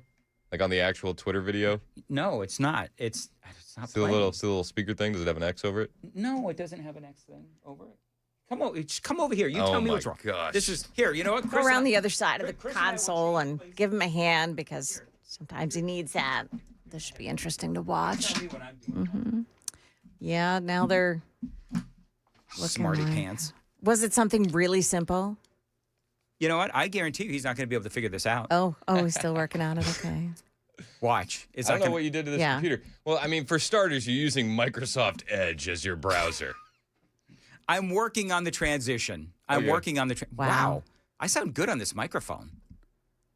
Do you, Dan? I do. Well, You look cool with my headphones on, too. I know. Hey, just so Oh, you now know. that's commingled earwax. No good. You know what? Yeah. This little known thing about me is I'm very passionate about earwax. They did. There it Their is. There it is. I- Oop, there it is. I keep my ears clean of wax. Thank you. I don't know if the video's on the stream or not. I don't know how you're doing your videos. It's on that side. It's on the stream. It's All on the right, stream. bet. Here's Joy Reid being racist, which is a shocker. Yes. It's like redundant. I'm shocked. They can't fix the history they did. Their ancestors made this country into a slave hell. But they can clean it up now because they got the Smithsonian. They can get rid of all the slavery stuff. They got PragerU that can lie about the history to the children. They can't originally invent anything more than they ever were able to invent good music. We black folk gave y'all country music, hip hop, R&B, jazz, rock and roll. They couldn't even invent that, but they have to call a white man the king. Wow. So Whoa. I was thinking to myself about all the things white people invented. Well, just Ben Franklin. Go through the list of Ben Franklin. Bifocals and Bifocals, glasses. cars, Oh, I don't wear glasses. spaceships. Yeah. Elon Musk. Yeah. Elon Musk is. He's landing. I'm going back to Ben Franklin, but you're right. Elon Musk. Yeah, he's an African American Einstein. too. Yeah. Einstein. You got Einstein. Henry Ford. Mozart, Beethoven. Was Einstein the theory of relativity? I think so. Yeah, that was stolen from a black man, obviously, according to Joy Clearly. Reid. Yeah. Hold on. I'm stuck on the whole, they created country music. Is that right? So Yes. there It is there is a debate that goes on about who started country music. Okay. And now I'm just going to tell you, I'm going to give you the Cliff Notes version because I read it one time. But the guy who is said to have originally started, I'm air quoting, country music, a white guy, but he traveled around the country with a black man who traveled with him, and the black man would help him come up with songs. And they were like gospel songs, and then they turned that genre into country music. But I don't think it's fair to say that white men, air quoting, stole country music from black folks. It's all collaborative. Well, and the whole slavery argument is just so tired. It is so tired. At the peak of its slavery, 2% of white Americans owned slaves. 2%. Mm-hmm. 2%. Yep. And why are we still doing this? And who was selling black people to the white people in America? Yes, you're black absolutely people right. in other shores were selling their black people to white Americans. And if it's such a detriment to a race that they went through slavery, how is it that Asian Americans who faced a lot of the same discrimination that black Americans faced are now the richest per capita in the country? Yeah. No, you're absolutely right. She and I went on this whole little mini thing yesterday where I knew this audio was out there, but I hadn't actually heard it. But honest to goodness, she is the epitome of a village idiot at this point. And she's irrelevant. And this is the kind of stuff, that's why she lost all of her credibility. Because it's all this woman can bring to the table. So I do think that the media and leftists in general are going back to the well on the racism narrative with Donald Trump. I feel like everything else has failed, and they're circling back, Jen Psaki style, to racism. Yeah, you're probably right. Because, again, when they see themselves losing an argument, then, yeah, they're going back to the same thing that they always have. Are they circling back, or are they circling the drain? Both. Oh, yeah, yes, a little bit of both. both. A little bit of both. I think so. And I heard your segment earlier. They got nothing, the Democrats. Oh, no. No. And I'm not. Are you surprised that Elon Musk is now going to be backing J.D. Vance? Word is, according to the Wall Street Journal. That didn't shock me at all, just because of the ties they both have to Peter Thiel. You know, Elon might have been angry, but for all intents and purposes, he's not a dummy. No. You know what I mean? And he still has interests that he wants to advance. Well, and even if Elon either stayed neutral in the midterms and the presidential, he actually knows which side is going to go after him. Yep. And Lord help him if the Democrats end up back in power, because you know that they're going to, first thing in the House of Representatives, if the Democrats get power, they will more than likely try to impeach Donald Trump. Yep. That is day one. And no doubt at some point they'll try to go after Elon Musk too. How likely do you think it is that they get the House at this point? Democrats? We'll have to see what they do in California, because remember they're going to try to gerrymander in California. But that's got to go, from what I understand, that's got to go on a ballot, and the people of California need to vote on allowing this mid-cycle. And the latest polling that I saw shows that they don't support that in California. Now, Gavin Newsom is out there really trying to sell it as only the devil is a Democrat inspiration can. Yep. But do you like that Tom McDonald song? I do. I was listening to it last night. Man, dude, it is stuck in my head. Joan likes it too. I do. It made me chuckle, because I remember 2 years ago when I was producing and filling in as a producer for you, I played a Tom McDonald song on the Amigos back then. You did. And you were like, what the hell is this? And then fast forward 2 years, and Dan's jumping out front to be the first one to play the new I Tom am McDonald. all in on Tom McDonald, man. It's hilarious. His other songs have been great lately, too. Man in the Sky is awesome. Man in the Sky? Man in the Sky is so good. Okay, now is he a Christian? Yeah. Is Tom McDonald? Okay, so he's Christian. I don't know. He never explicitly comes right out and says it. Well, if it's in his lyrics, then. I do believe that he believes in God. Yeah. Which is a good start. He didn't believe in Gavin Newsom. No. Gavin Newsom believes he is God. I think only Gavin Newsom believes in Gavin Newsom at this point. Yeah, I don't know. Do you believe the polling that shows that I talked about this very briefly earlier, that you're polling, and I know polling doesn't matter, but that Gavin Newsom would beat J.D. Vance, and you had me up until the Buttigieg part. Buttigieg, thank you. Buttigieg would also, because other polling shows that other polling shows that Buttigieg has 0% of black support. Right, 0%. I don't get it. Yeah, can I be honest? I'm going to be honest. Please, Dan, will you just be honest? I had like 30 seconds to fill. And so I went down the polling road. Oh. Don't tell Murphy. He'll yell at me. We love Matt Murphy. All right, very good. And you're in the host seat now. I need my copy. We give you my copy. It's 8:52. This is Super Talk 99.7 WTN. Joan Jones, what do we got coming up in the news? Well, we have a story about Kilmar Abrego Garcia. He's back in the news. His lawyers have just gone to court again. We'll tell you what they're trying to do. Got that coming up here at 9 o'clock on Super Talk 99.7 WTN. Thank you, Joan. Chris, what do you got coming up? Well, we got a big show today. Okay, I didn't mean for you to take over all of my things. Okay, all right. I'm sorry. I'll cede control to you. Take it over, Dan. Hey, Chris, what do you got coming up? We're going to be talking about a bunch of stuff. Don't worry. We'll fill you all in after 9. All right, Dan Mandis here, and I got to tell you, it is, of course, moving season. A time filled with hours of packing, unpacking, and a lot of bubble wrap. But the first thing you should do when moving into your new home is to make sure that the Wi-Fi is booming with Xfinity. It is super quick. It is easy to set up as well, and then boom, you'll have your new home hooked up with the ultimate Wi-Fi experience, faster than the time it takes to parallel park a moving truck. Then you'll be back online with the most reliable Wi-Fi with the best in-class equipment from Xfinity. So you can just kick back, relax, and stream your favorite movies and TV shows while someone else deals with all of those boxes. Because with Xfinity, the only thing you'll have to worry about is remembering where you pack the remote. Make the right and easy move with Xfinity. Learn more at xfinity.com/move. Restrictions apply. Not available in all areas. Most reliable Wi-Fi claim based on Open Signal Awards USA Fixed Broadband Experience Report, August 2024.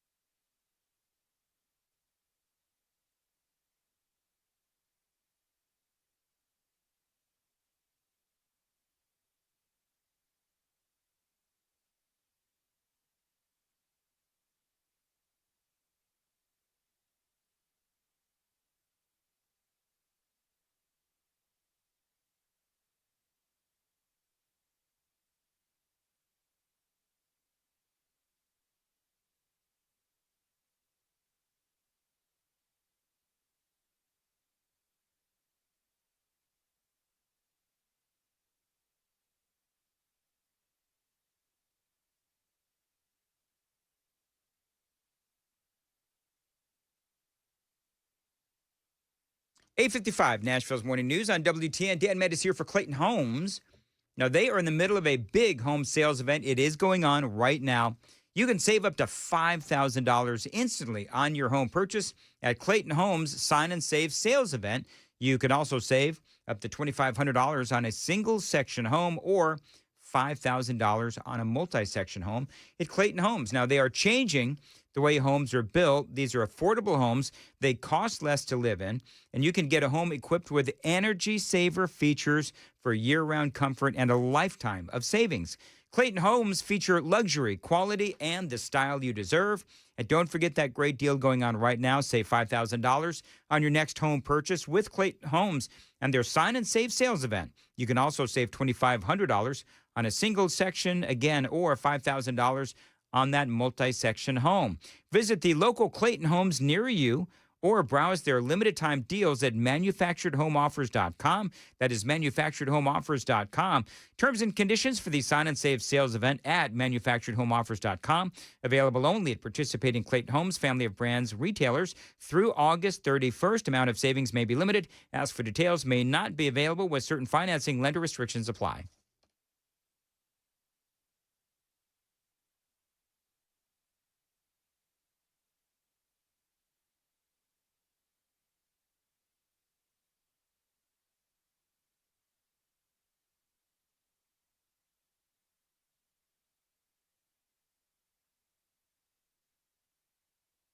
Oh, we're back. 8:57, Nashville's Morning News on Super Talk 99.7 WTN. By the way, a lot of people were asking before you closed out all my windows before my show was over, Chris. Oh, sorry.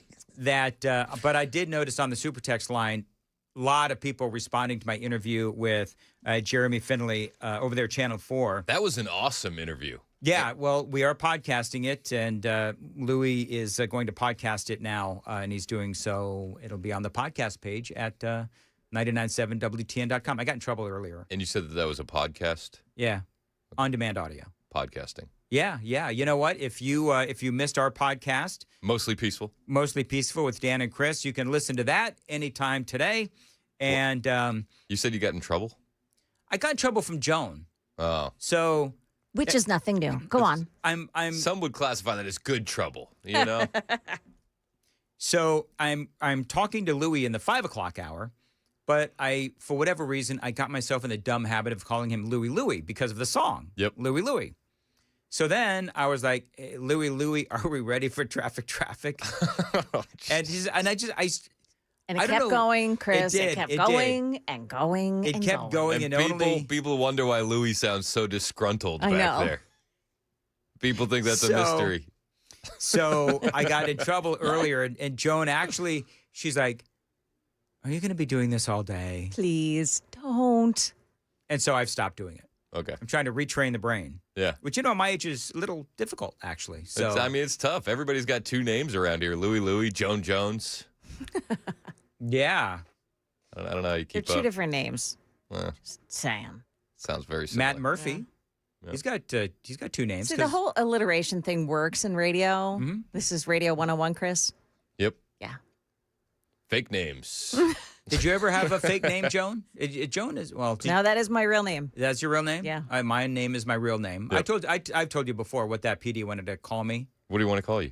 Danny Dark. No, he didn't. Danny Dark. No, Danny he Dark. didn't. No, dude, he didn't. Dude wanted me to be a disc jockey, Danny Dark. Danny Dark. Yep. I kind of like it. That was the point in time where my DJ career went dark. No long distance dedications or anything like that? No long distance dedication, no. Okay. Anyway, we're done. Chris Hand is up next on Super Talk 99.7 WTN.